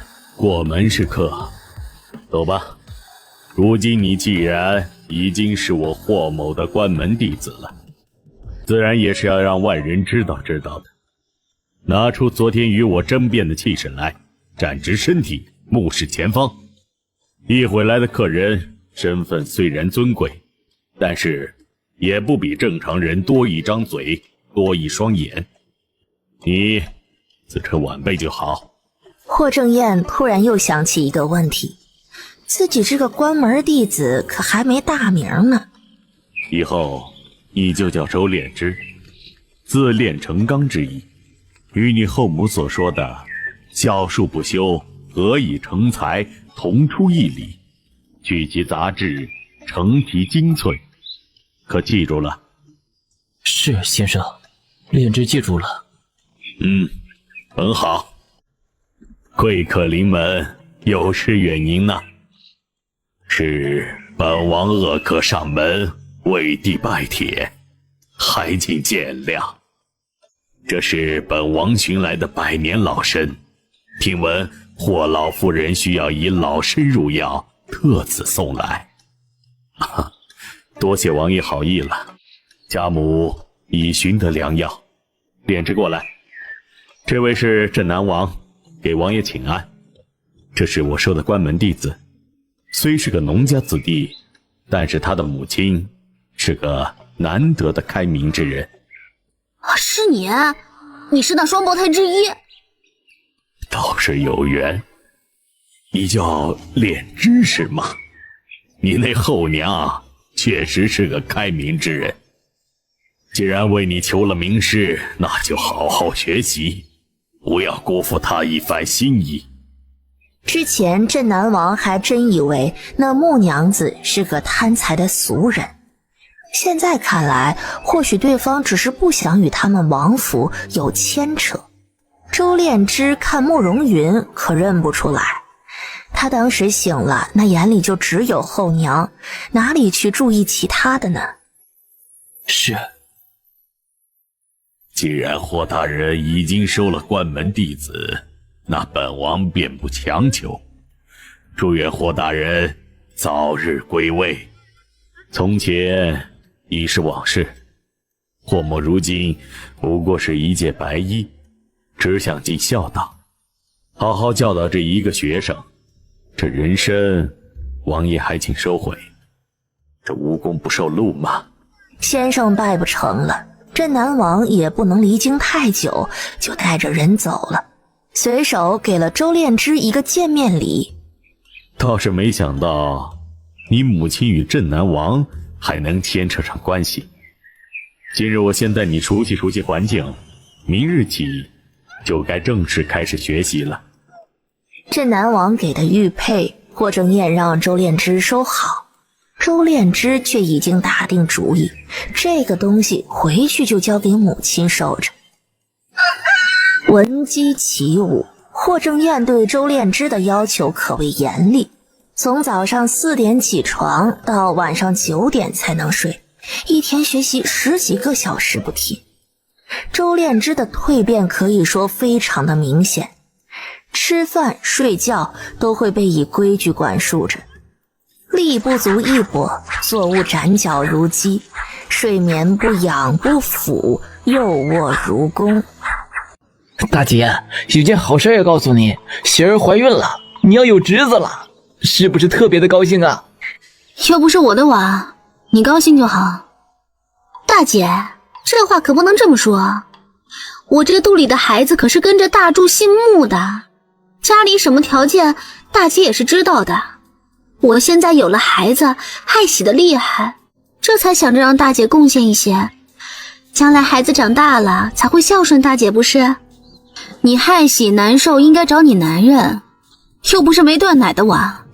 当初你们程家除了盖房子的钱，还有给你们家的彩礼钱，剩下的都在你们小两口的手里。我开荒出来的地，如今也是记得你男人的名字。大姐怎么能够这样？当家的身体不好，那2亩地交了税，还能剩下些什么？姐，你是不是忘了娘临终前的交代了？我们穆家好不容易要有后代了，你怎么能够不重视呢？这样，你拿些钱，再拿些鸡蛋，就当是给喜儿补补身子。喜儿，你就原谅大姐，到时候还得让大姐回家伺候你月子呢。大姐，你笑什么呀？我在笑，有人异想天开。你怎么不让老天直接给你掉个金疙瘩到你嘴里啊？口气还挺大的，又是拿钱又是鸡蛋，还想老娘伺候月子，谁给你的胆子？这不都是姐你该做的吗？难不成你嫁了人了就不管我了？要不然姐你就回家吧。不对，这好像不是周家起的房子。这样我带着喜儿住进来。姐，你把这些拖油瓶都赶回周家去，他们家又不是没房子。老娘东西也是你敢想的？怎么花老娘卖身钱花上瘾了是吧？遗言全村子人都听着呢。老娘不仅把你养大了，还给你娶了媳妇儿，盖了房子，弄了地，对你是仁至义尽了。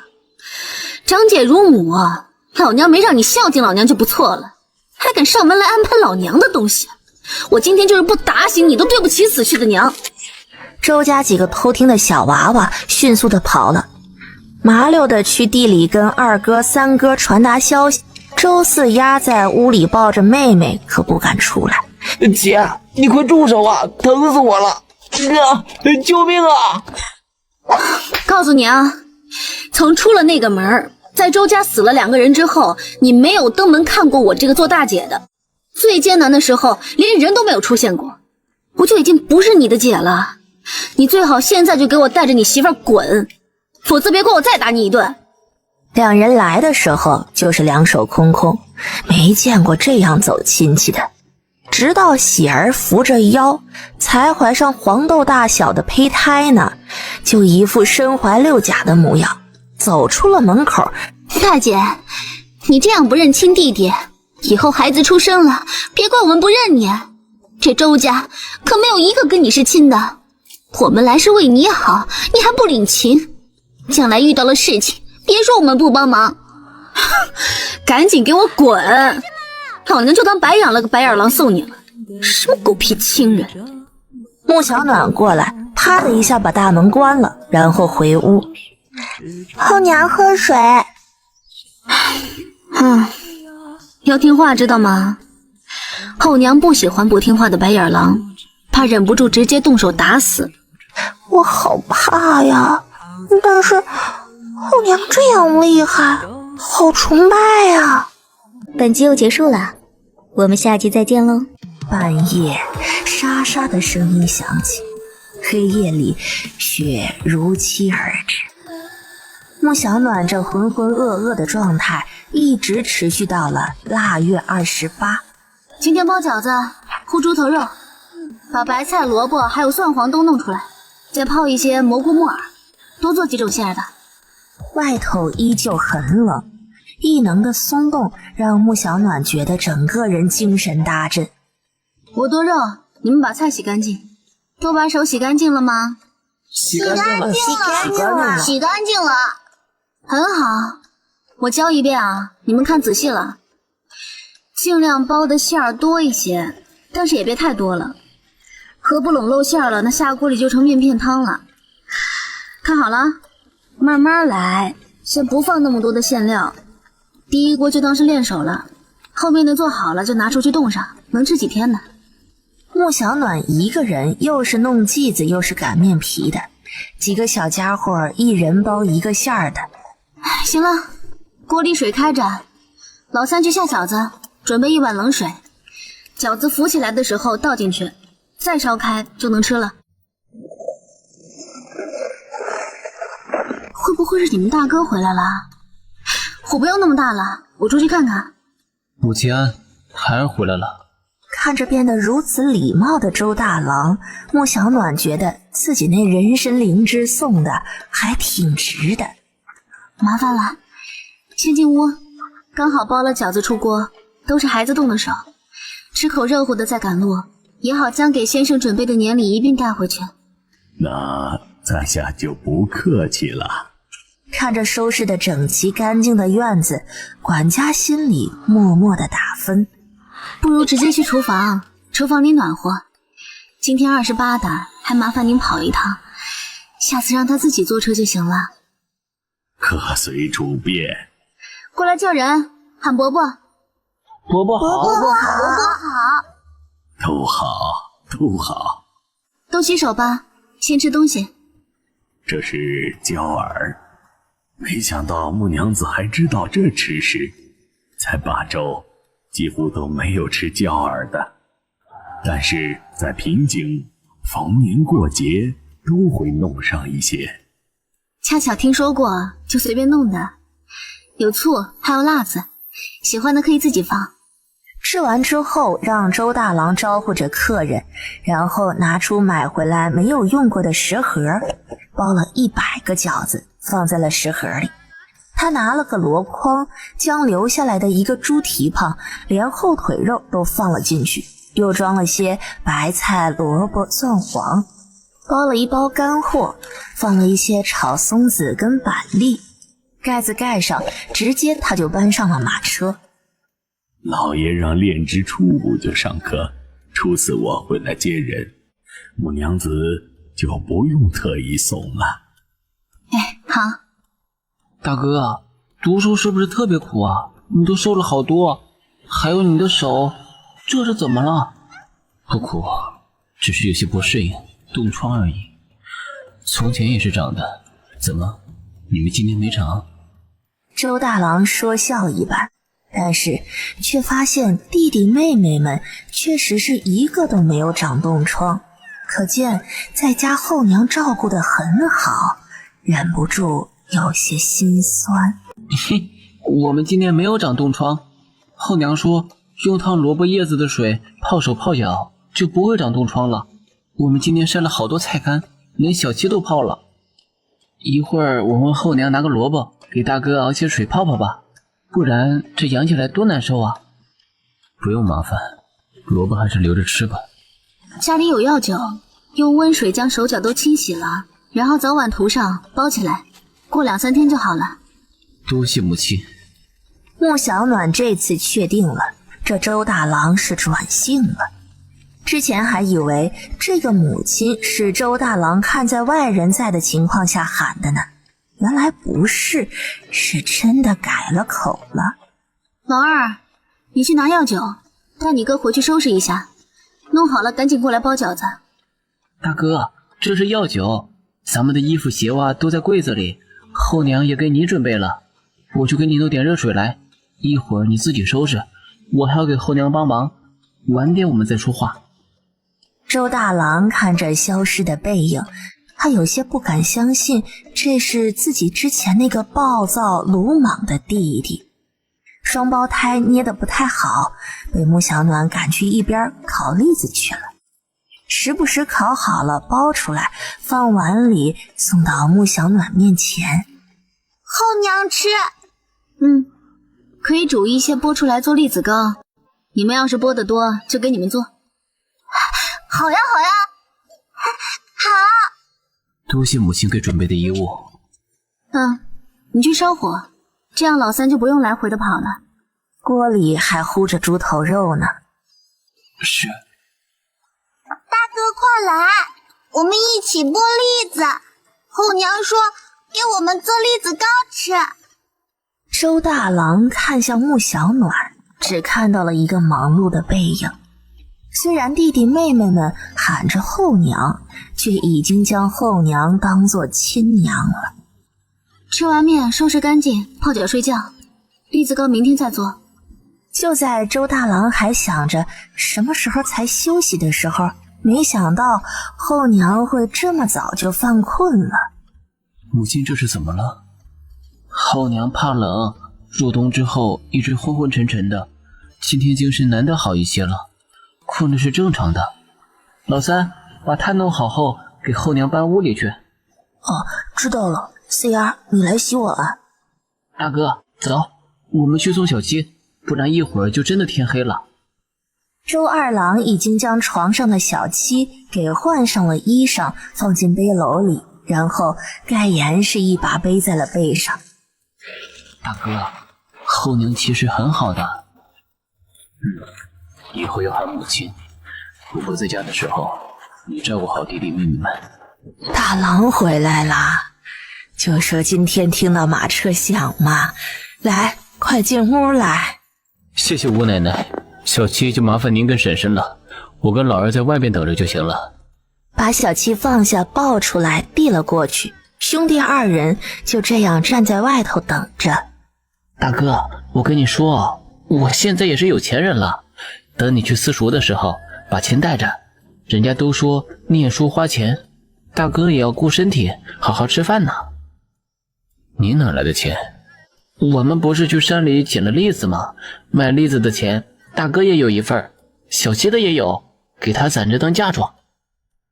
大哥、二哥，先泡脚，不然一会儿水凉了。厨房的火我已经压住了。3个月不见，原来改变的不单单只有自己。大哥给，这些钱你都拿着吧。小七的钱我另外用了罐子装起来，你的跟我的放在一起的。大哥需要钱吗？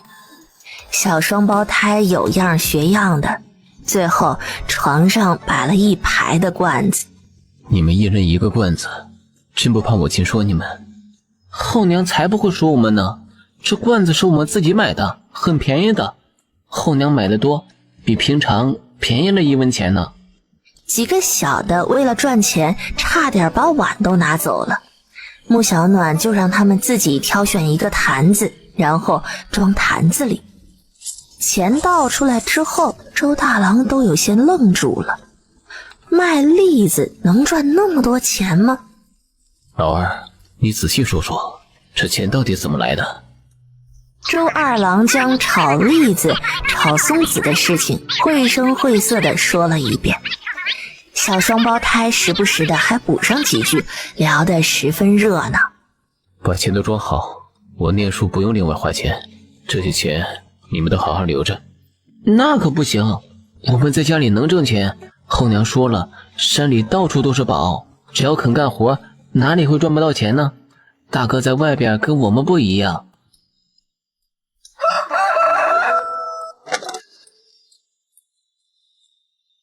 大哥怎么这么早啊？先生要求每日早起练剑，已经习惯了。要是还困，你们再睡一会儿。练剑？老三，快起来！我们今天跟大哥一起练剑。今天不挥斧头了，晚点再挥。周老三也起了，两人穿衣速度比周大郎还快。天还没亮呢，但是不妨碍周老二的激情，点了2火把，然后3人一起练剑。2个弟弟只是一个早上，那动作就比自己要干脆利落了。手里拿着竹枝，周大郎觉得自己还真不一定能够打得过这2个弟弟。早上还是吃饺子，简单方便。而周大郎吃到一半，突然想到了一件很重要的事情，有些踌躇。有什么事情啊？门口的地都要让你磨出坑了。穆小暖其实已经起来了，不过她不想出门。异能松动，空间好像也开始产生了变化，所以人一直在屋子里。母亲，今日29了，是不是要去上坟烧香了？穆小暖一愣，这个自己还真的是忘了。哦，那你带你弟弟妹妹们去吧，家里没有黄纸那些东西，我给你拿钱，你自己看着办。是不是该给原身弄个衣冠冢？等开春吧，找个春暖花开向阳的地方。清明的时候记得跟你先生请假回家，有件事情要你办。周大郎等人上山的时候，其他人已经陆续下山了。村民们对之前的流言顿时不攻而破。本集又结束了，我们下集再见喽。老夫人很喜欢穆娘子抱的娇儿，让我给穆娘子带了些东西，都是一些吃食，穆娘子只管收下就好。那我就不客气了，正好之前包的娇耳还有一些，霍老夫人喜欢，那就再装一些回去。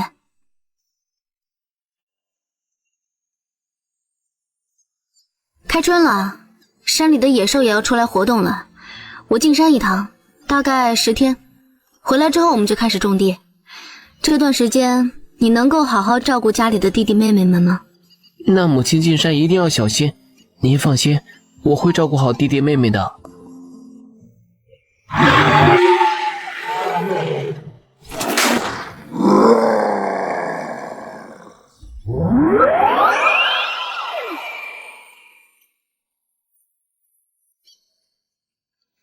真不错，明天元宵就奖励你们去卖炒栗子，你们觉得如何？太好了，又可以赚钱了。把这个米泡上，明天做元宵。明明都是个隐形富婆了，可是连出行的牛马都没有，这是什么人生啊？母亲，牛很贵的，马更贵，咱们家买不起。好，你又知道买不起了？我知道啊，牛市里一头小牛犊至少要8贯钱才行，大牛更贵，而且牛不能随意宰杀，买了牛还要照顾好，不然要挨罚的。知道的还不少嘛。行了，火不用太大。四丫带着小七在家里那么多肉，别让野猫偷吃了。知道了，二哥。都老老实实的，别乱跑。我去牛市看看。知道了，母亲。可有骡子？没有，骡子怎么可能落到这个地方来？就是刚送到，也会被送去房州。王哥，新送来的那匹马站不起来了，怎么办呢？有人看过了吗？哎呀，看过了，那蹄子都不成样子了，再这样下去啊，就只能卖肉了。去看看去。不行，就只能叫屠夫来了。这马真是亏大了，当初20两买回来还以为捡漏了呢，结果算了，叫屠夫来，别再瘦了，连肉都赔了。这个马能不能便宜卖给我？这位娘子，你怎么跟过来了？这马不能用了。我王哥在马市虽然名声一般，但是也不做坑人的买卖。你要真想买马，那边去挑。不是，我想着你们找屠夫也要花钱，我就会，我可以买回去自己杀了卖，还赚一张马皮。你会杀马啊？行，卖你，不过你得自己拉走。你是在这里杀了，还是带走杀呀？我带走。这马至少也1800斤，按肉价卖那就是12两6千。您这个马个头虽高，但还真没有1800斤。您看这皮骨头架子大，那就肉少了。我虽然想要赚这一张皮，但是也不能亏啊。这个数，您看要是行，那我就叫推车来拉走，还省得您再叫人了。那要是不行的话，就算了。再添点，这马才5年，还是嫩马呢。那不行，庄户人家吃肉可不管老嫩的，那骨头又没人啃。您给句准话，行，我先付您定钱，然后去推车来。成，不过这定钱得给1两，你今天要是不来弄走，定钱不退。成。后娘回来了。叫母亲，大哥走的时候交代了，怎么还是记不住？知道了，母亲回来了。卖完了，正好，都跟着我，一会儿不要说话。行了，你们在这儿守着，一会儿我出来就带你们回家。怎么就你一人？这马你拉得动吗？能当屠夫的这点力气还能没有啊？那还干什么屠夫啊？您放心，叫俩人帮忙一起搬到推车上就好，然后我给您拿剩下的钱。把锅放上来，你们在后面跟紧了。先回家，我再去镇上一趟，你们老实在家。二哥，这马好大呀。是啊，不过母亲怎么想到买马呢？这马生病了，都不能拉车。老三，你干嘛？给他喂点水。去把泡的黄粘米给碾了，晚点做元宵。母亲，他还能吃东西。他只是病了，我给他处理一下。一会儿你帮忙递东西，去打盆温水来。母亲，为什么要给马儿修脚？这个脚外边的这一层相当于它的脚趾甲，脚趾甲太长了会影响它活动的，会难受。适当的修剪对它有好处的，而且马蹄受损严重，不修剪清理干净，其他的蹄子也会像第一个那样，最后全都坏了。最好的还是要给它们钉上马掌，等他好了再说。马掌又是什么啊？就是马蹄铁，就是打一块跟马蹄大小差不多的铁片，然后钉在马掌上。那小孩好奇心还挺重的。你很喜欢马吗？它很漂亮，很高大，特别的好看。那以后就把它交给你喂了。你要是照顾得好，就让你学赶马车，以后让它拉东西。真的吗？不过马可不好养啊，要想养好了，你还要给它洗澡刷毛。这些天你多弄一些草回来给它吃，等它能站起来了，就牵着它去后山坡让它自己吃。木娘子啊，村里人说你买了匹病马回来。哎呀，你这是怎么想的呀？这马可不是好养的呀。我原本想要买头牛，结果太贵了。碰巧不，这就碰上这马，别人说治不了了，我见人治过，就想着便宜买回来。要是养不成，那就杀了卖肉，怎么也不亏嘛。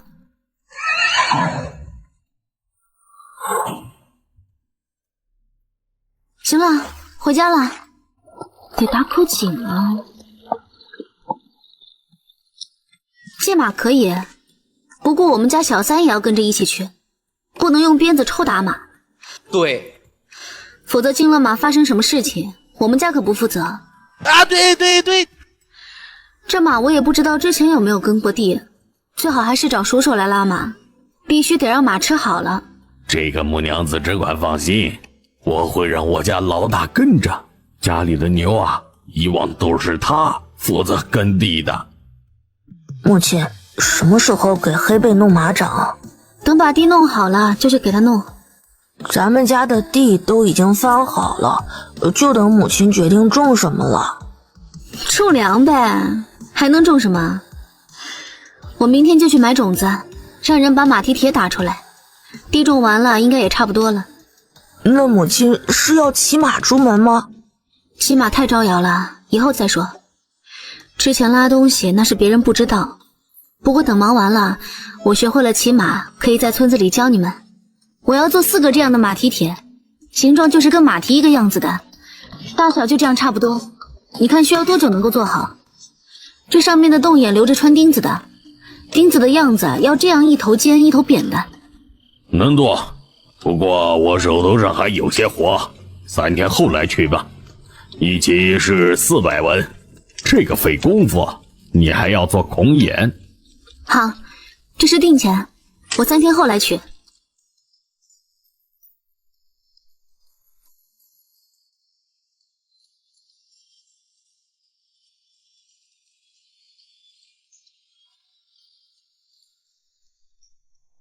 哎呀，这又要打仗了！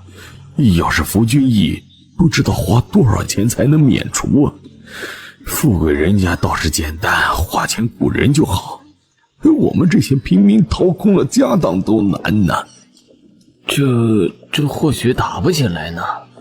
听说国主已经下令让镇南王带兵前往房州了，只怕是要打呀。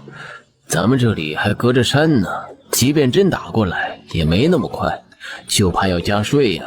这才开春也不知道什么情况呢。谁说不是呢？得抓紧了这活儿，不然啊，真的要服军役就麻烦喽。哟，这怎么买这么多粮食呀？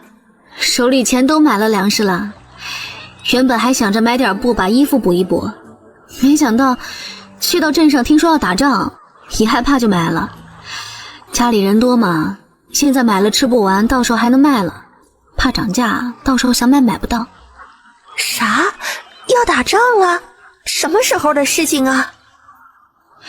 我也是听镇上说的，大街上的人都在议论。嫂子，我先把粮食搬回去了，一会儿再把推车给你送回来。哎，行，去吧啊，家里也不急着用。老大，你现在去镇上一趟，听听是不是真的。那我是不是也可以去参军了？就你这个萝卜头的身高，连10岁都没满，还想要参军？还有几年呢？这马蹄铁定好了，日后也要注意，定期修理马蹄，防止马蹄长长了磨得疼。知道了。你往前走，不要回头，上天让咱们家没马了，这马不便宜吧？母亲只用了10两银子哦，厉不厉害？这马儿耕地特别好，比牛还快呢。挖吧，烧纸、磕头、哭坟。以后每次来祭拜，不要忘了这个坟。行了，去给你们爹烧纸去吧，我走了。我今宵深为生怕得罪了谁，也很少再对人袒露心扉。本集又结束了，我们下集再见喽。我要出去几天，尽量赶在你离家之前回来，赶不上你就把家里安排好，老二能够照顾好家里。这些是你们接下来几天的饭菜。母亲要去哪里？我去边城看看。边城要打仗了，母亲不如去别的地方。管好自己，有空教他们读书识字，不求考取功名，但总不能连自己的名字都不会写。知道了，不过母亲，弟弟妹妹他们都还没有大名。你自己看着取啊，反正都姓周，又不是跟我姓。对呀，大哥叫炼之，名字那么好听，大哥也给我们取名字吧。这个等我回了霍家，请先生给你们取名。名字先不教你们，可以教你们一些简单的字。第二天一早，穆小暖就带着东西牵着马儿出门了。牵着马儿出了村，穆小暖才翻身上马。此刻的穆小暖恢复了末世时的3分冷漠，只是没想到遇到了劫道的了。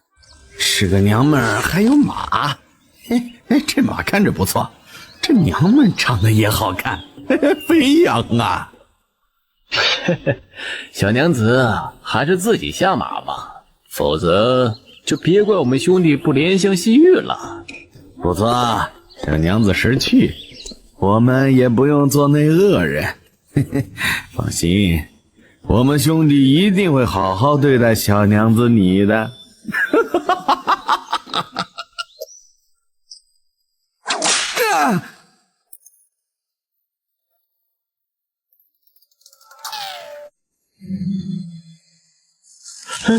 妖怪，这几个人有点穷啊。早上起来的时候是被街道外的热闹声吵醒的。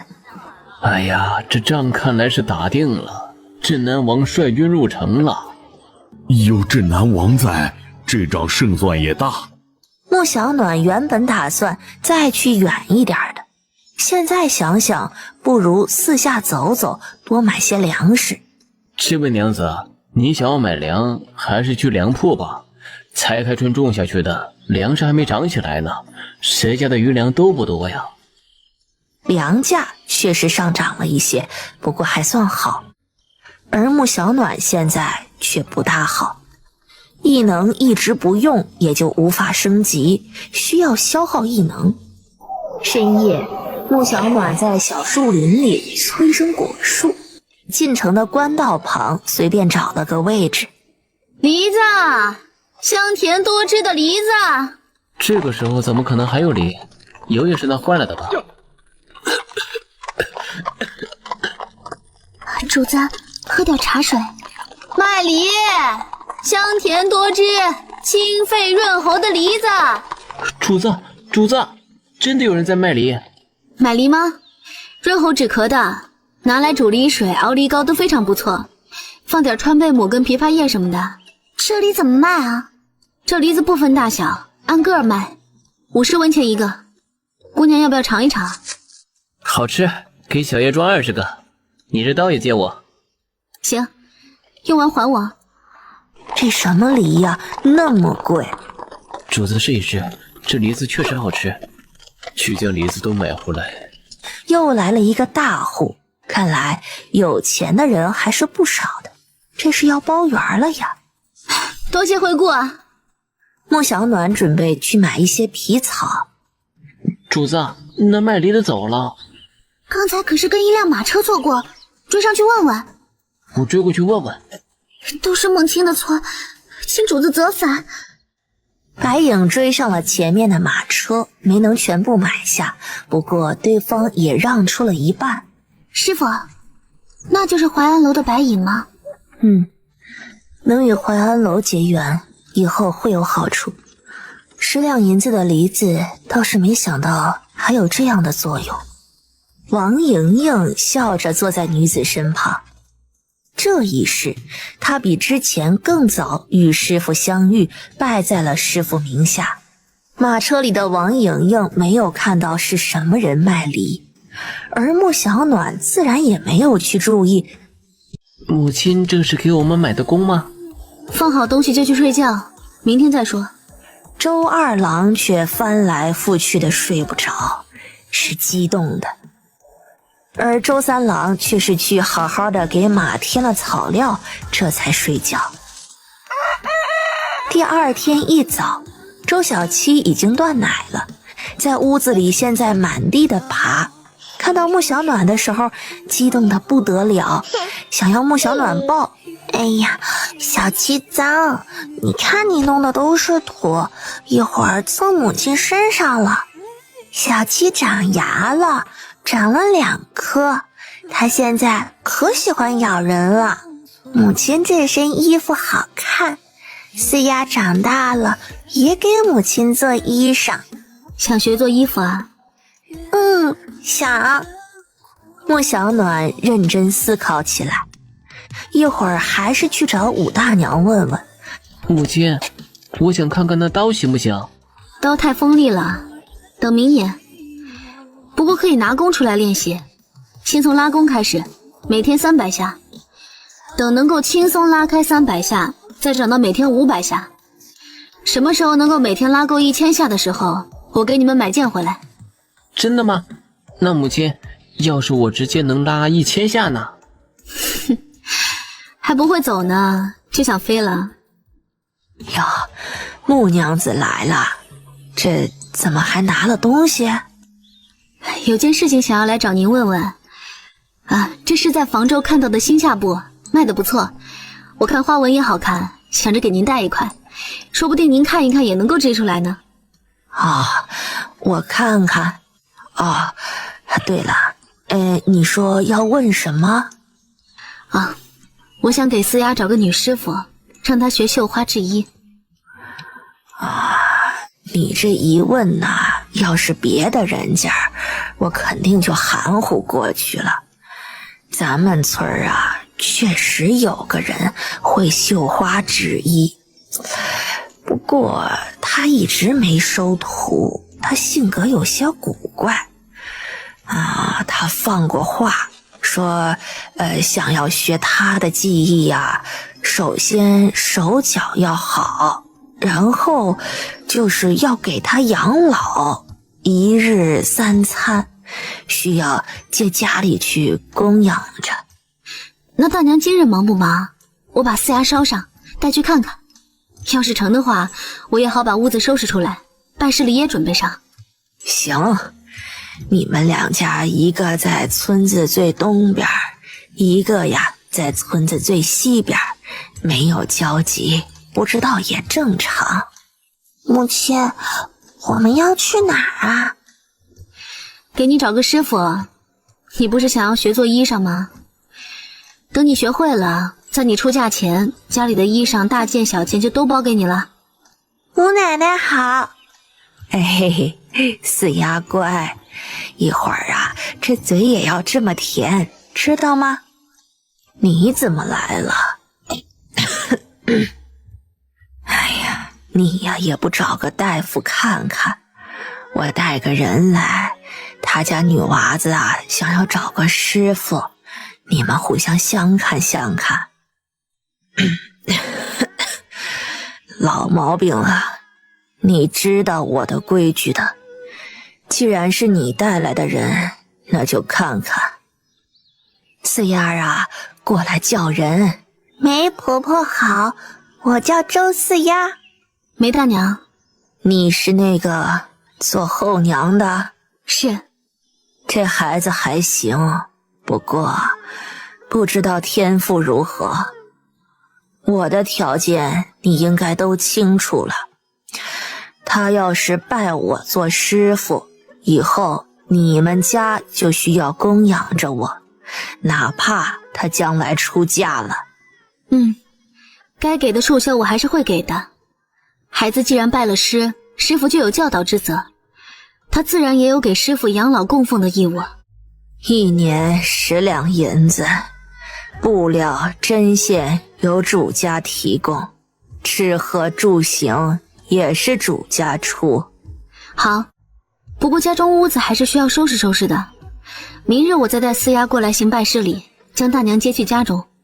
本集又结束了，我们下集再见喽。东西拿回去，以后我就是有人供养的人了，别整日里来接济我。哎呦，行，还以为你会拒绝呢，我这不就顺便带了吗？你这院子呀也没什么东西，花花草草的，周家也有种。这木娘子到了周家之后，这日子真是越过越好了。人家有本事，能从拍花子手里救人，你能不能？他们家那马养的可真好啊！哎呀，人家有本事，那病马给救了回来，这样的便宜啊，也不是谁都能够占得到的。就是送到你面前呐，你说不定都不敢靠边儿。哎呀，行了，赶紧的拔草吧。最近这地里的草啊，长得太快了，不抓紧的拔了，那粮食都长不出来了。穆小暖有了个想法，不如把这山地给买下来，到时候杂树一清理，果树长起来了，自己不就有了一片果园了吗？家里总要有一个收入来源才行，不是吗？穆小暖找了村长，村长此时也正在发愁呢。穆娘子怎么来了？我想来找您问问，我家后山的山地卖不卖？家里孩子多，种地种不了，那后山离得近，还有不少野果子树，我想着圈了起来，下陷阱什么的方便，多少也赚个钱。买地我也种不了。卖，不过这山是一整个卖的，你家后山那一片连着山头翻过去得60-70亩地，你能吃得下吗？这太多了，可是出了什么事儿啊？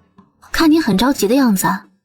要征军役啦，家家户户一下拿不出那么多的钱，这山你要是想要，村子里一起商量便宜一些，你都要了，别家也拿不出钱来，到时候山你只有一半，别人去打个柴火什么的也说不清楚。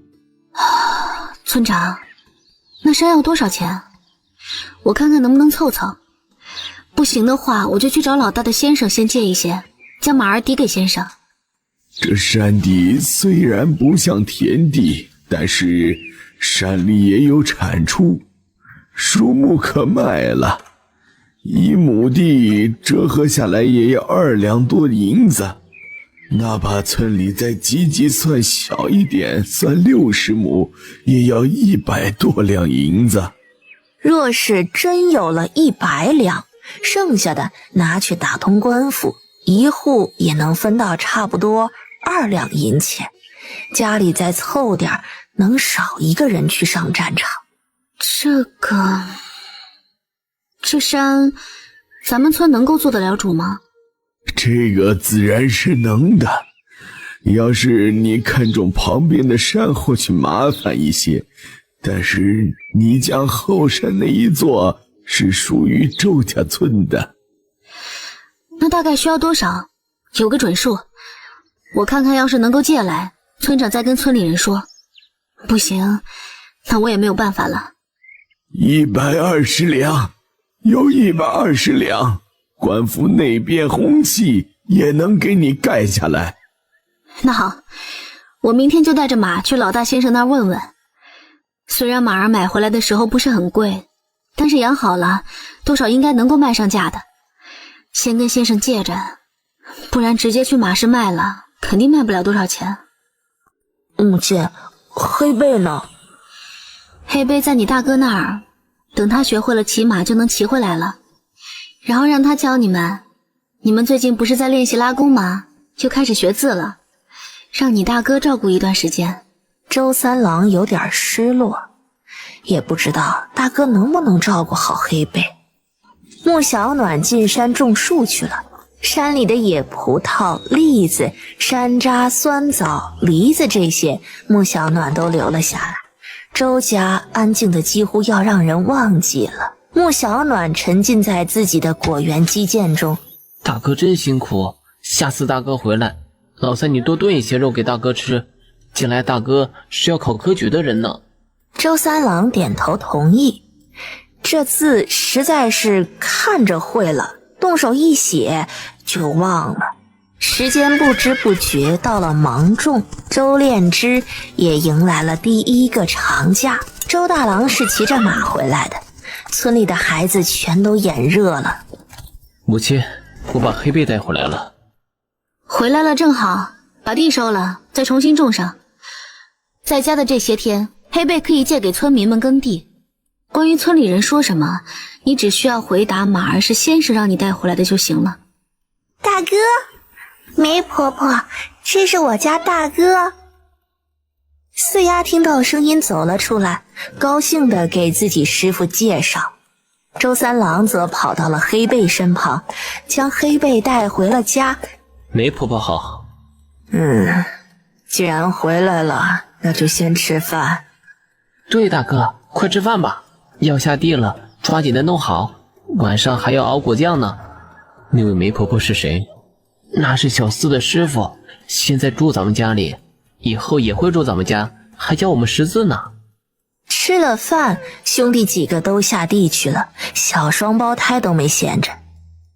村里人见周家的地一动，顿时过来帮忙来了。大郎是第一次干这活，不习惯很正常。而且啊，你那手是拿来写字的，跟我们不一样。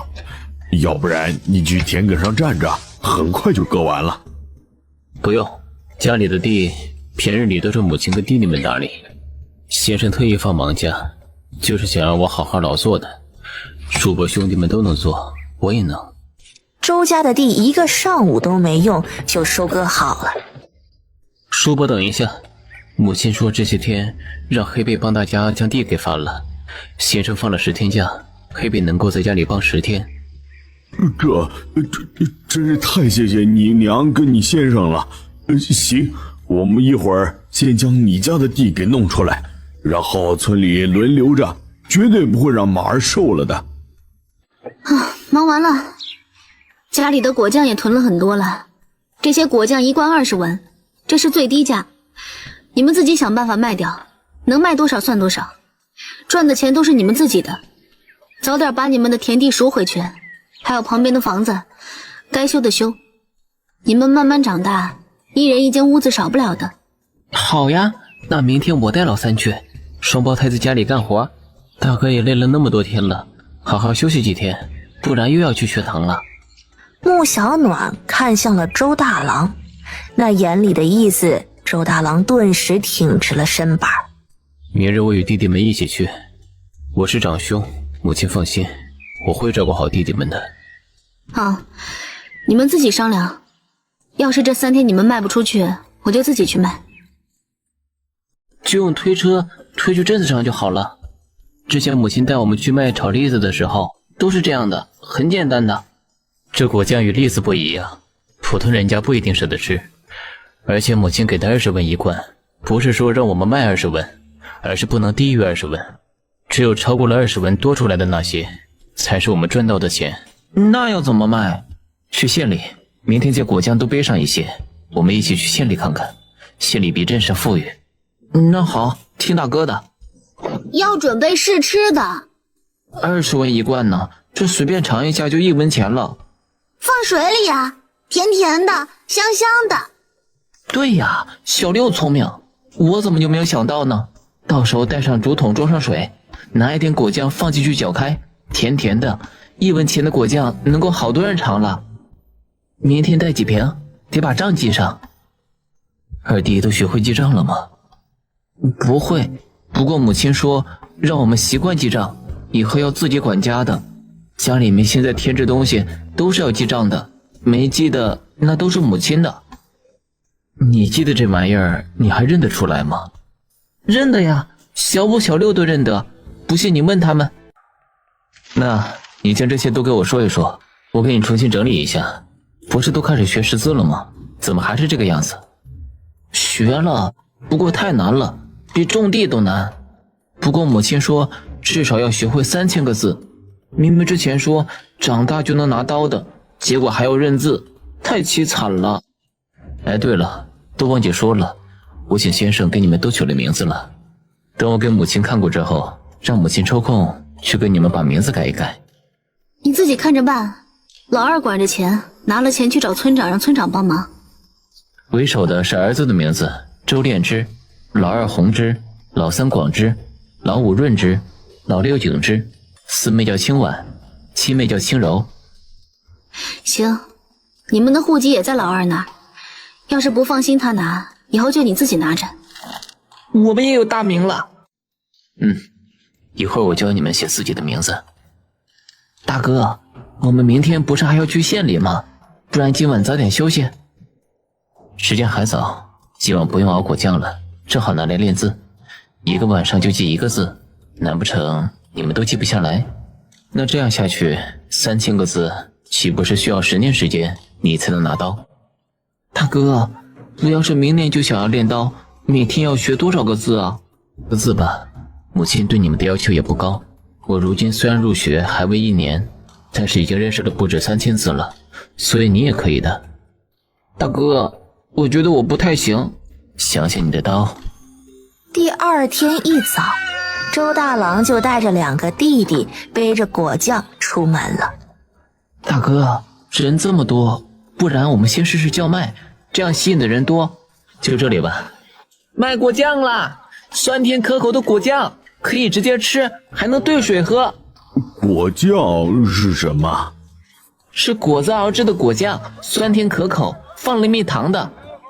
别看这小小的一罐，只要这样一勺，就能兑这1竹筒的水，味道都还十分的香。大叔尝尝。不了，这甜唧唧的东西哪里是大老爷们吃的？周二郎闻言有点愣，然后就想冲过去，却被大哥给抓住了。大哥，不要冲动，我们是来卖东西的。各位叔伯姐姐婶子们都来看一看，免费品尝，自己吃送亲人，滋补养颜，味道好，多种口味选择。枇杷果酱有化痰止咳、和胃降气之效，家里老人孩子咳嗽不许吃饭的最合适不过了。走过路过的看一看，尝一尝，不要钱。本集又结束了，我们下集再见喽。你这果酱尝一尝，真不要钱？我给大叔倒一杯，这个就是枇杷的，味道香，枇杷又叫金丸，可入药的，再加入蜜糖，滋补润肺。你这果酱多少钱一罐啊？这个是枇杷果酱，一罐能有半斤，得用好几斤的果子才能熬出来，又添了蜜装了罐，一共30文。您是第一个客人，我们还有树莓味儿、桃子味儿的，您一次拿2罐，收您50文，仅限前3个客人。果酱熬煮需要时间长，还需要耐心，不好做。我们几兄弟一共就做了这么多，山里有野兽的，果子不好寻摸。您看，您可要拿2罐？那我就要2罐枇杷果酱就好了。好，这果酱开封之后能放10天，不开封能够放1个月。喝点水，走了一路了，你们不觉得口干吗？刚收了钱，这边就有巡逻的过来了。小孩，在这里摆摊可是要交钱的，看你们摊位小，5文就行。差爷等等，这里刚刚兑的甜水，您先喝一碗，我这就给您拿钱。差爷先喝点水，我这就拿钱。周大郎双手捧着碗递了过去，然后去拿钱。小子不错啊，你也尝尝。这是摊位费，劳烦您了。行，继续摆摊子吧。不过你在这里不太好，进进出出的。再往前走一走，这茶水按碗卖，比这样一罐罐的强啊。哎，不是说可以免费试试吗？是的，您稍等。你们这儿有几种口味的？一共4种，一罐30文。之前不是说2罐50文吗？你给我拿4罐，一个口味1罐。这只限前3个客人，不过您是第2个，自然也是2罐50文。大哥，要不然我们也卖茶水吧？之前那位差爷不是这么说的吗？是你有时间，还是母亲有时间，天天摆摊看茶铺？不着急，让我再想想。还以为你们几个不来呢。那桥边有块石头看见没？你们可以在那摆摊。对面卖点心的王婆婆家有井，你们可以花几个钱从她家弄些井水出来。刚才那果酱给我拿2瓶啊！对，我白拿你们的。太谢谢您了。也不知道先占地方。行了，给我拿吧。差大哥，您家中可有老人姐妹？要是有老人，我再给您拿一罐枇杷的，止咳润肺。若是还有姐妹，可以试试树梅子的。那就1罐枇杷，1罐树梅子的吧，一起2罐就行。叫我王大哥就行。那王婆婆是我家亲戚。王大哥，这一罐是感谢您的，这2罐您是我们第3个客人，1罐30文，2罐50文，您拿好。不占你们便宜，井水你们可以直接去王婆婆家里打，我已经说好了。这碗是借的，你们用完可以直接在河里洗干净送回去。行了，好好赚钱吧。大哥，我们这是遇到好人了。果然，茶水比直接卖果酱卖得快。路过的看着新奇，1文钱一碗，还是甜的，都乐意掏个1文钱喝上一碗。等下午的时候，居然卖完了。收拾一下，我们去换东西。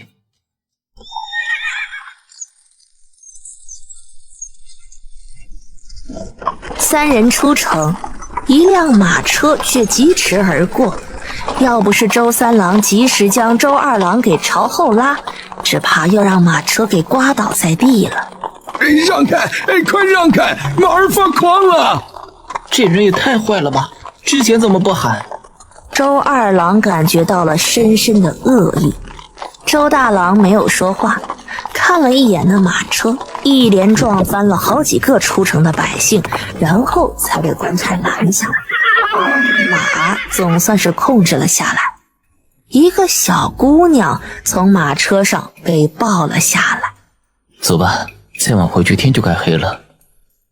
回到家，3人将铜钱一个一个的清点出来，一共赚了325文。哇，今天赚了不少了呢，可惜带去的少了点，明天我们再多背一些，肯定能卖得更多。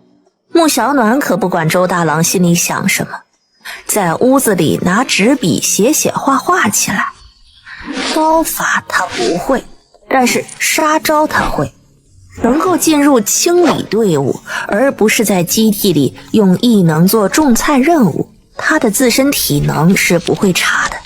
然后丢给周二郎几个。周大郎第2天一早又带着家里2个弟弟出门了。你既然让孩子念书，那就不该让他掺和做生意的事情，否则将来对他科举不利。婆婆为何今日特意找我说这些？继母难为，老婆子看着这几个孩子都是有良知的人，你呀面冷心热，但是总这番模样，难免会产生隔阂，与你将来不利。多谢大娘关心，不过我将来并没有让他们给我养老的打算，不过是不想养出一群白眼狼。如今这个身份我很满意，就当大伙儿过日子，我有我自己的打算。等大郎长大成人了，这些都是他的义务，士农工商什么的，商人地位最低，但我却不觉得，凭自己劳动赚钱不可耻，吸着别人的骨血往上爬的人才可耻呢。你还年轻，他们如今也算是有孝心听话的孩子。若是能够一直如此，你也不用那么冷硬，多给几个好脸儿，他们能够记住你的恩德，与你也有好处。大娘的话我听着了，顺其自然吧。如果不是知道原身的凄惨的下场，或许穆小暖还能对周大郎更温和一点。至死那个女人都没有想过报复，而是想不明白为什么自己没能将这些孩子引入正途。大哥，为什么今天不多备一点？周二郎不理解。昨天我们便宜卖了，今天肯定不能再便宜下去，买的人自然就不如之前多。那我们继续便宜卖不行吗？我觉得赚的也不少了。洗果子、削皮、切果子、熬制，哪样不麻烦？几斤果子才能熬出1斤的果酱？三弟守在锅子前不停地搅拌，手臂都酸了，才熬出那么些。白天干活，晚上熬夜打熬酱，便宜卖了，那三弟的辛苦怎么算？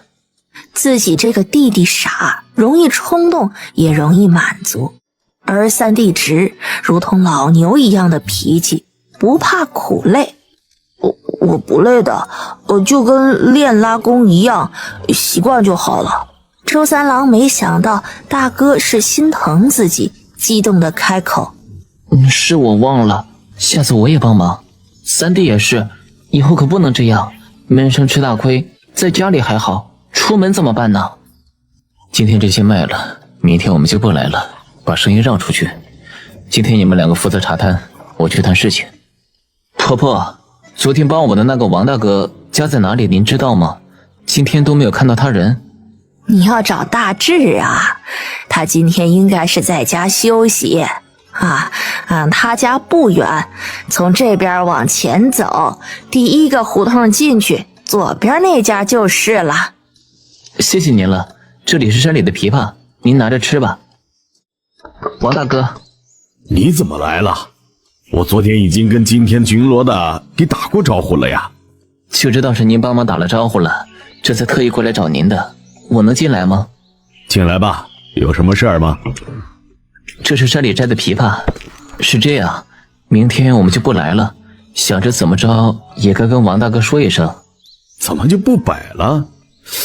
难不成有人欺负你们了？不是，有您打过招呼，自然是没有人过来找麻烦。我这也是放忙假，回家里帮母亲干活。母亲带着家里的弟弟妹妹们弄回来的果子熬的果酱，地弄好了还要2天假，母亲让我跟弟弟们把果酱背出来卖了。而明天我又该去学堂了，光是2个弟弟不放心他们，所以明日就不来了。哎呀，那是挺可惜的。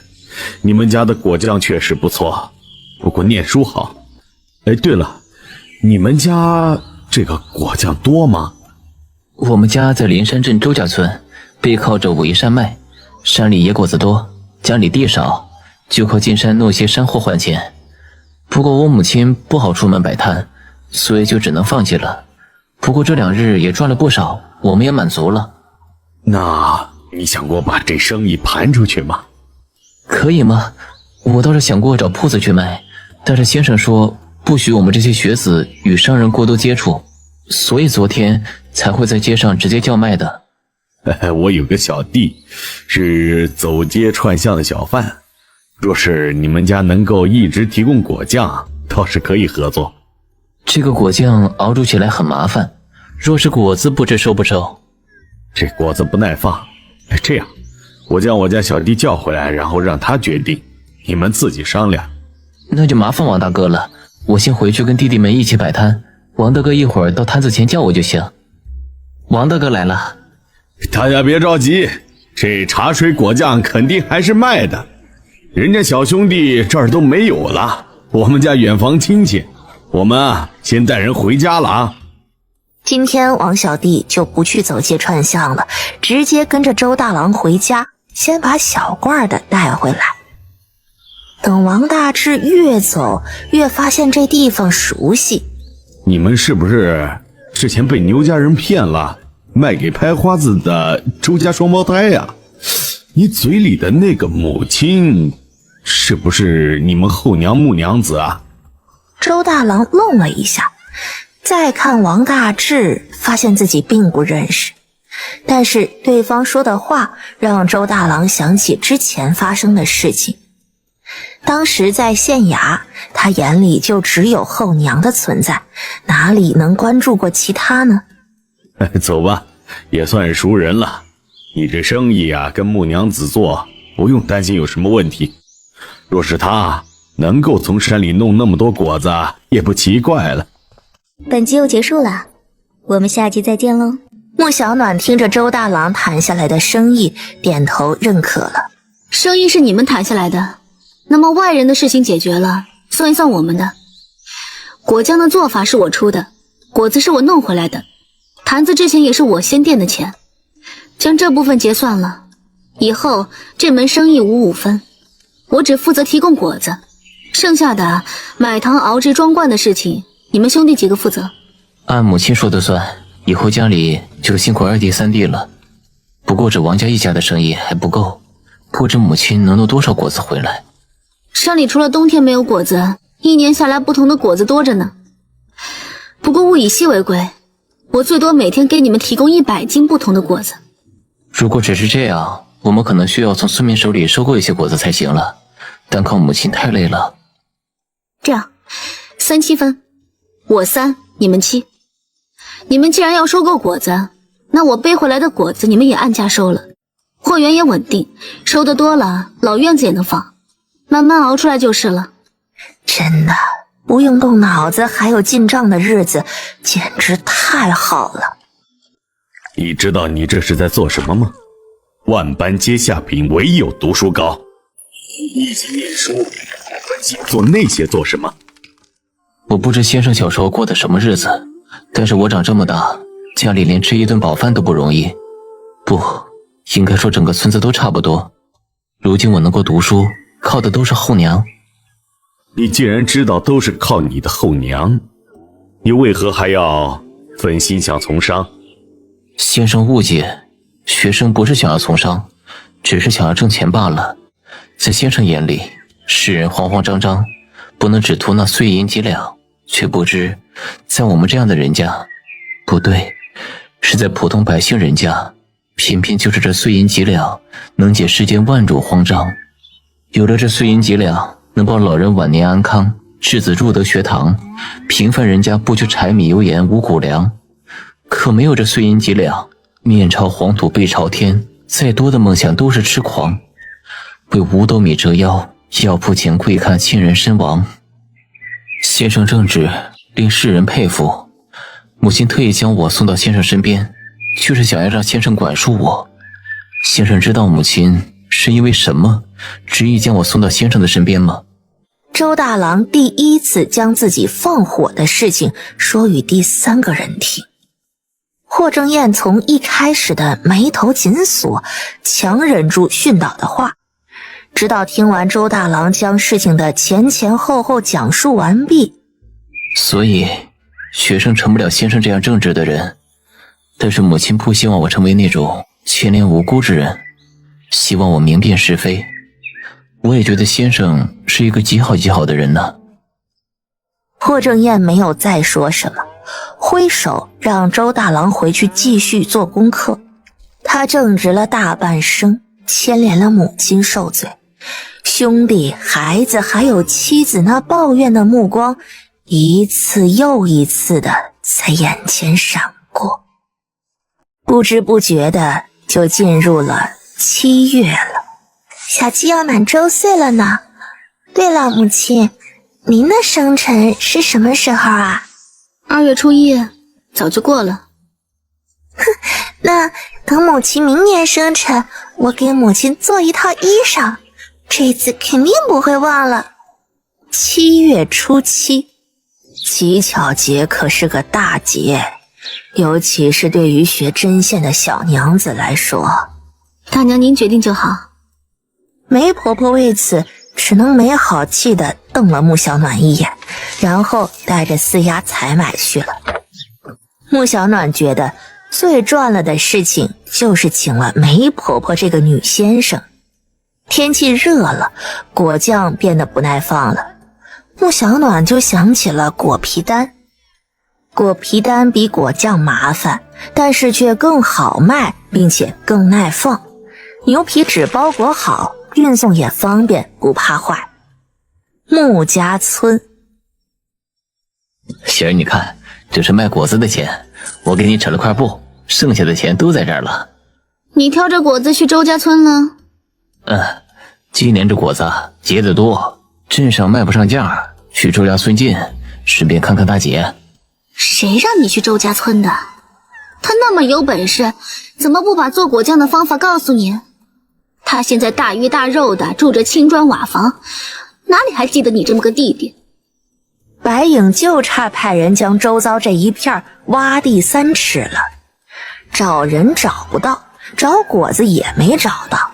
那么丑的梨，那么明显的特征，可是不管房山还是襄陵，甚至连与抚州交界的村庄都派人去查了，都没能找到。梨跟人都像突然出现的一般，一丝消息都没有。师傅，我们为什么要在长平县开药铺啊？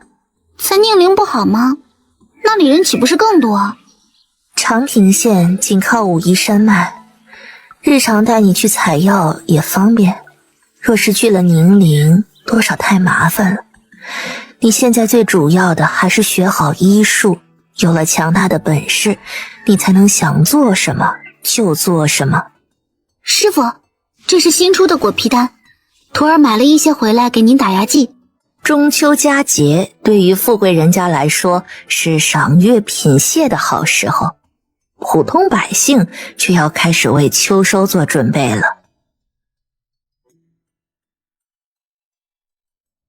行了，果酱还有果皮丹的生意停几天，休息1天，准备把地里的庄稼收回来，还要交税呢。今年多种一些冬菜，去年的时候就种了一点，开春就吃完了。好，母亲先休息，我们把这里收拾干净。周大郎也赶在晚饭前骑马回来了。大哥，快洗手吃饭了，梅婆婆还做了鲜肉月饼，可好吃了。老三过来想要将马牵走，家里现在不好关马儿了，毕竟晒着果皮丹呢。不用，我先把黑贝拴在院子外，让它吃一些草，一会儿吃完饭后再把黑贝拉回来。母亲，这是先生让儿子带回来的节礼，还有这些是这几个月的收入，您收下，账本在这里。先吃饭。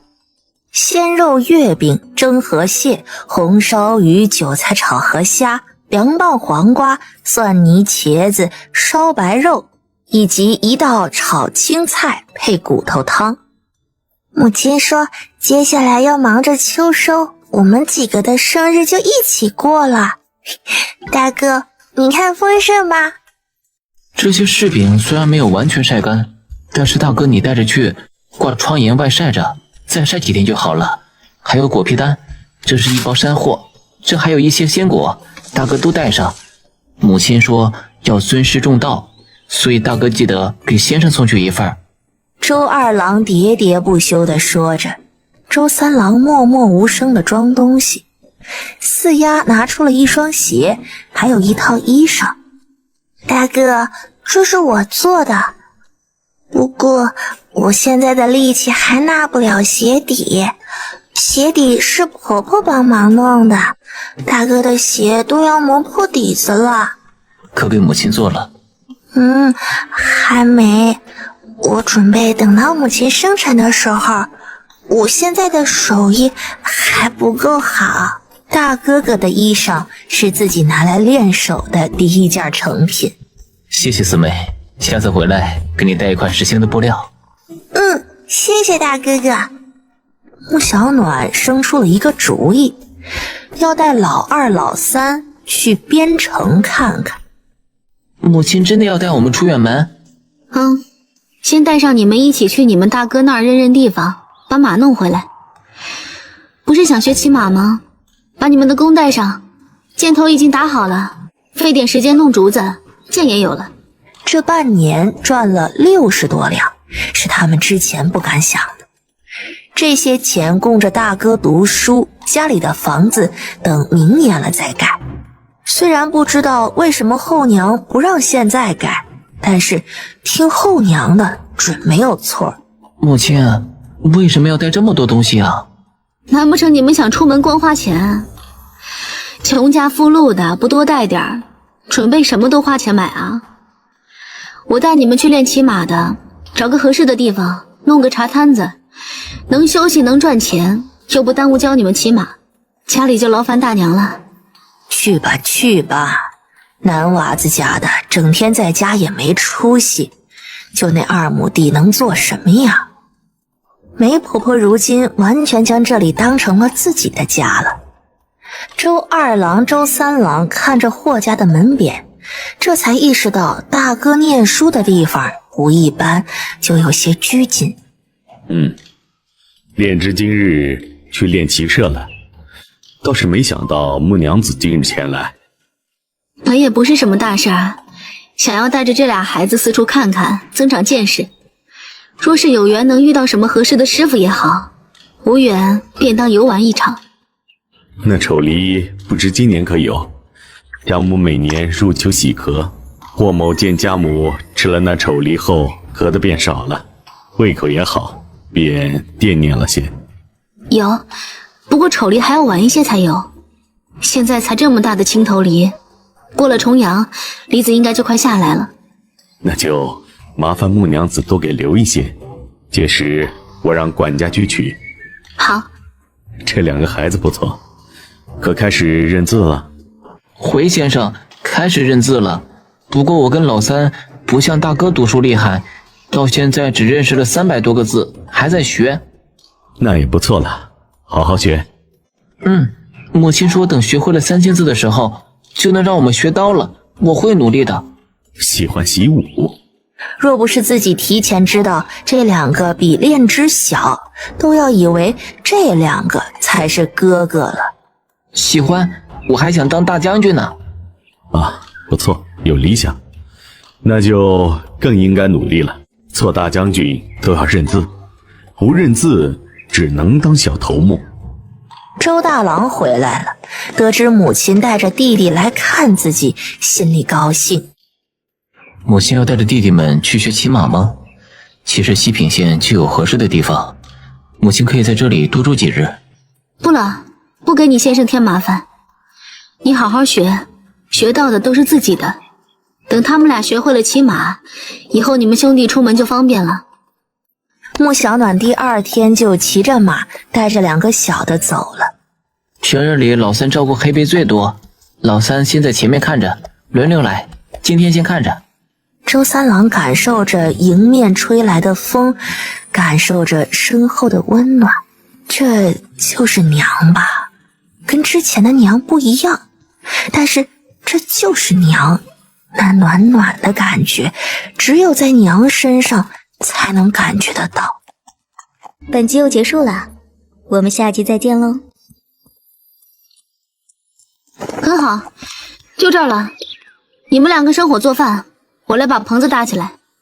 竹林里不缺竹子，穆小暖速度又快，顶盖好了，又用竹子弄了墙，一间小竹屋就落成了。第2天一早，2个孩子起来，在林子里拉弓练箭。哇，三弟，你也太厉害了，居然3次就射中了兔子，我们今天有肉吃了。二哥也很厉害。不用谦虚，我不一定有你的准头好。走，我们去把剑捡回来，母亲该起来了。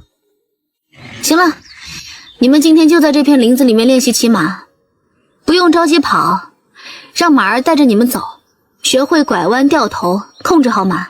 穆小暖将茶摊子摆在了距离路旁有5米远的地方，2个桶1个壶，穆小暖开始了卖茶水的生意。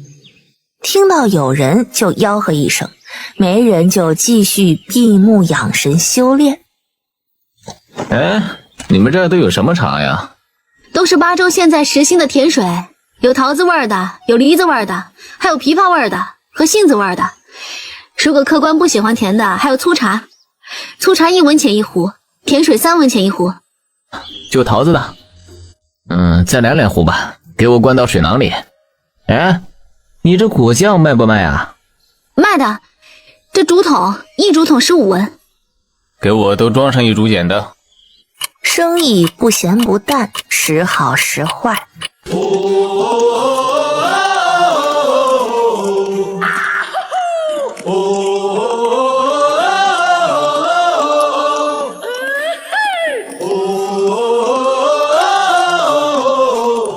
周二郎、周三郎两人在林子里练习骑马，如今已经是像模像样了。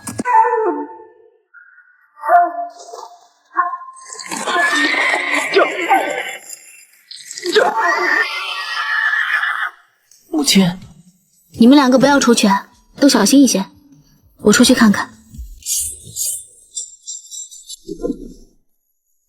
不能再让他往前跑了，拦住他！幸好是老子中了毒，还能让你们这些鳖孙给拦住。拿着弓箭，穆小暖换了个位置，对准来人拉弓放箭。原本应该射中了少年的，却被一个窜出来的黑衣人给挡下了。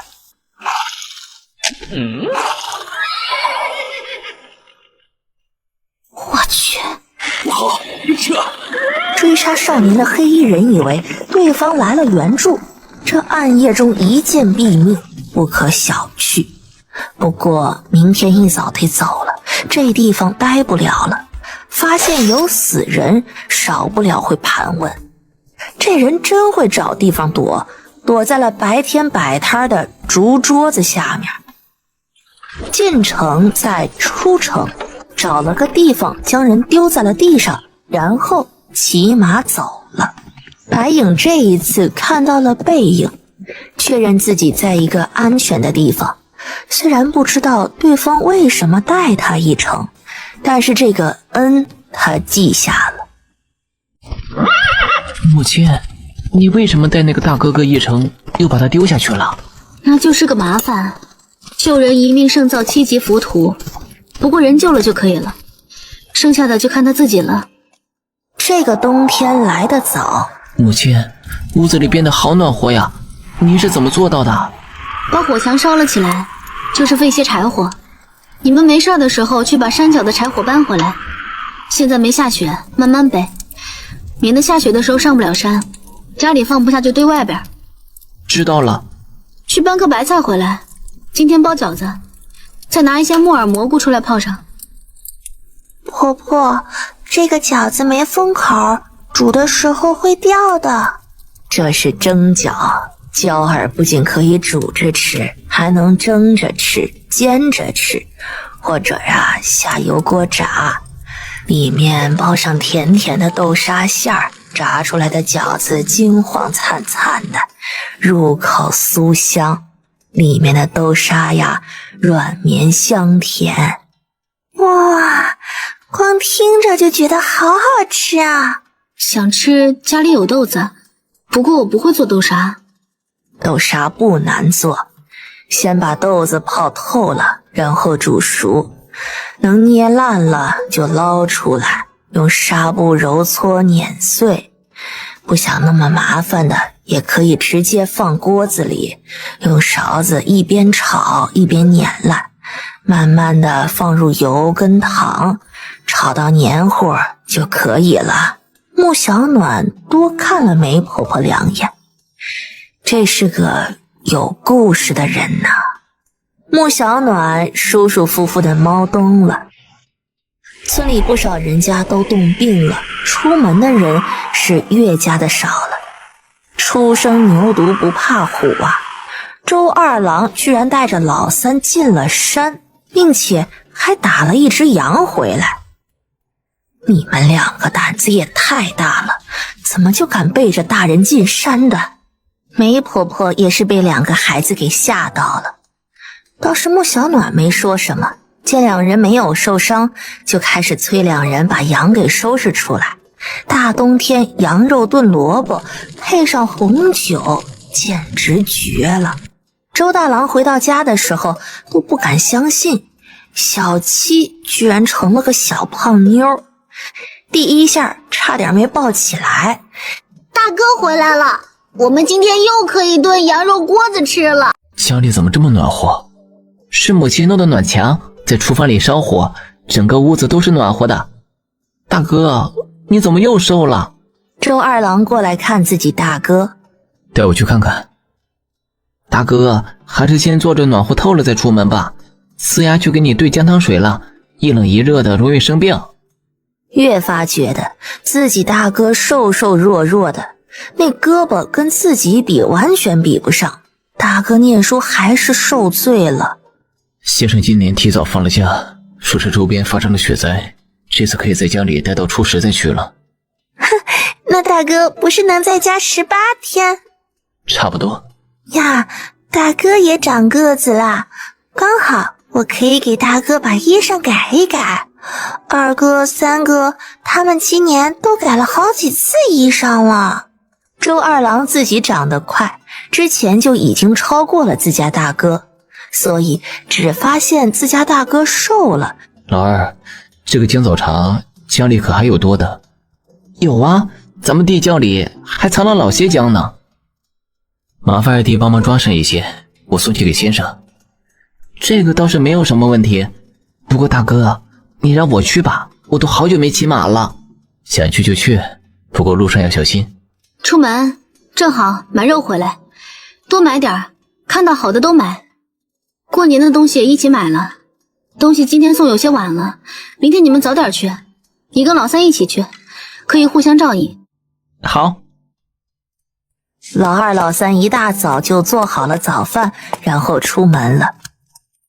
劳烦通报一声，我们是周家村周家人，来给霍先生送年礼的。你们兄弟二人怎么来了？天寒地冻的。来给您送一些年礼。昨日大哥回家，看家中姜枣糕不错，惦念着老夫人跟先生，想要亲自送来。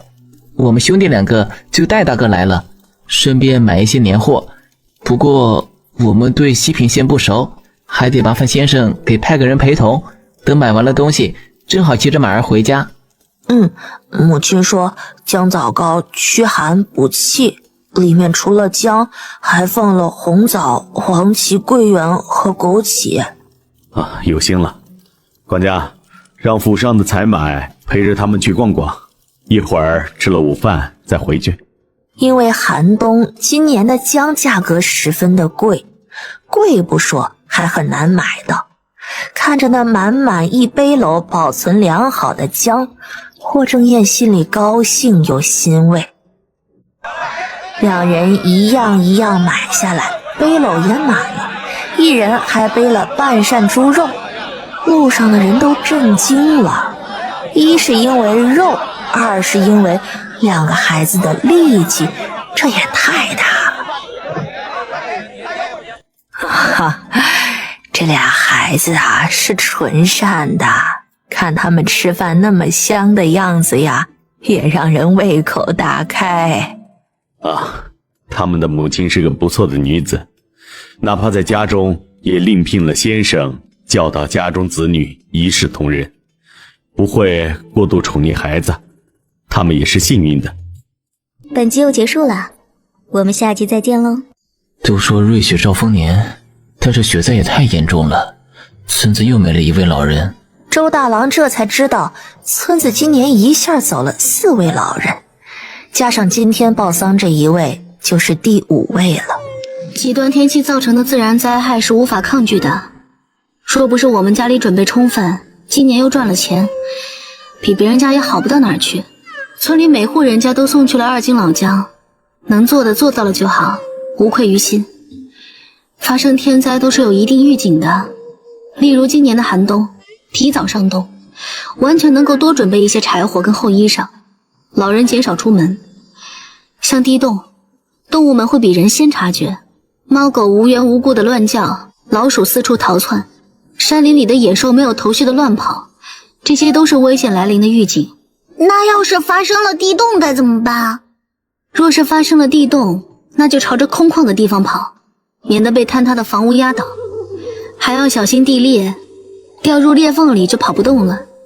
而且最可怕的还不仅仅是地洞带来的危害，逃跑的人如果拥挤在一起，还会发生踩踏，一个摔倒就再也不可能爬起来。涌过来的人前赴后继的，能直接把摔倒的人踩死。还有啊，地洞还不是一次性的，还会有余震，更有可能你经历的第一次震动只是警示，不要着急回房屋，多等上一天，或者走得更远一些，一定要朝着宽敞的地方走。若是不幸被困在了房子里，那就躲到桌子下面，抱紧脑袋保护好自己，等地震一过，抓紧离开。母亲知道的真多。行了，烤红薯好了，想吃的自己动手。再不舍，周大郎也踏上了求学的路。周二郎陪着周大郎一起去，然后把马带回来。2月初1，寒冬过去，早早的，周三郎已经将长寿面的面和好了。母亲，生辰快乐！这是我给您做的第1套百服衣，以后年年我都给您做。不错不错，手艺进步居然这么快。母亲换上试试，今天就穿这套衣裳好不好？好，你出去等等，我把衣服换上。穆小暖对新衣服也是喜欢的，为了新衣裳，穆小暖原本还打算弄个发型的，奈何手残，这么大个人连发髻都不会梳。梳子给我。梅婆婆的手很巧，不仅针线制衣手巧，连发髻也梳得十分的好。母亲真好看，以后我还要做更多好看的衣裳给母亲穿。母亲，这是我们做的长寿面，野鸡是我打的，面和汤是老三做的，老5老6帮忙烧的火。好，都坐下，一起吃早饭。哎呀，我忘了，大哥也给母亲准备了东西，我现在去拿。母亲打开看看，这是大哥送的呢。打开了匣子，里面是一把银梳子。哇，婆婆，把母亲头上的梳子换成大哥送的吧。梅婆婆闻言，将那银梳子拿了起来，替换下了穆小暖头上的那木梳子。都是有孝心的孩子，你为他们做的呀，他们都记在心里呢。大哥太坏了，他居然给母亲买了银梳子，早知道我就给母亲打一个手镯好了。那我明年等着，你们努力点，给我置办一副头面首饰。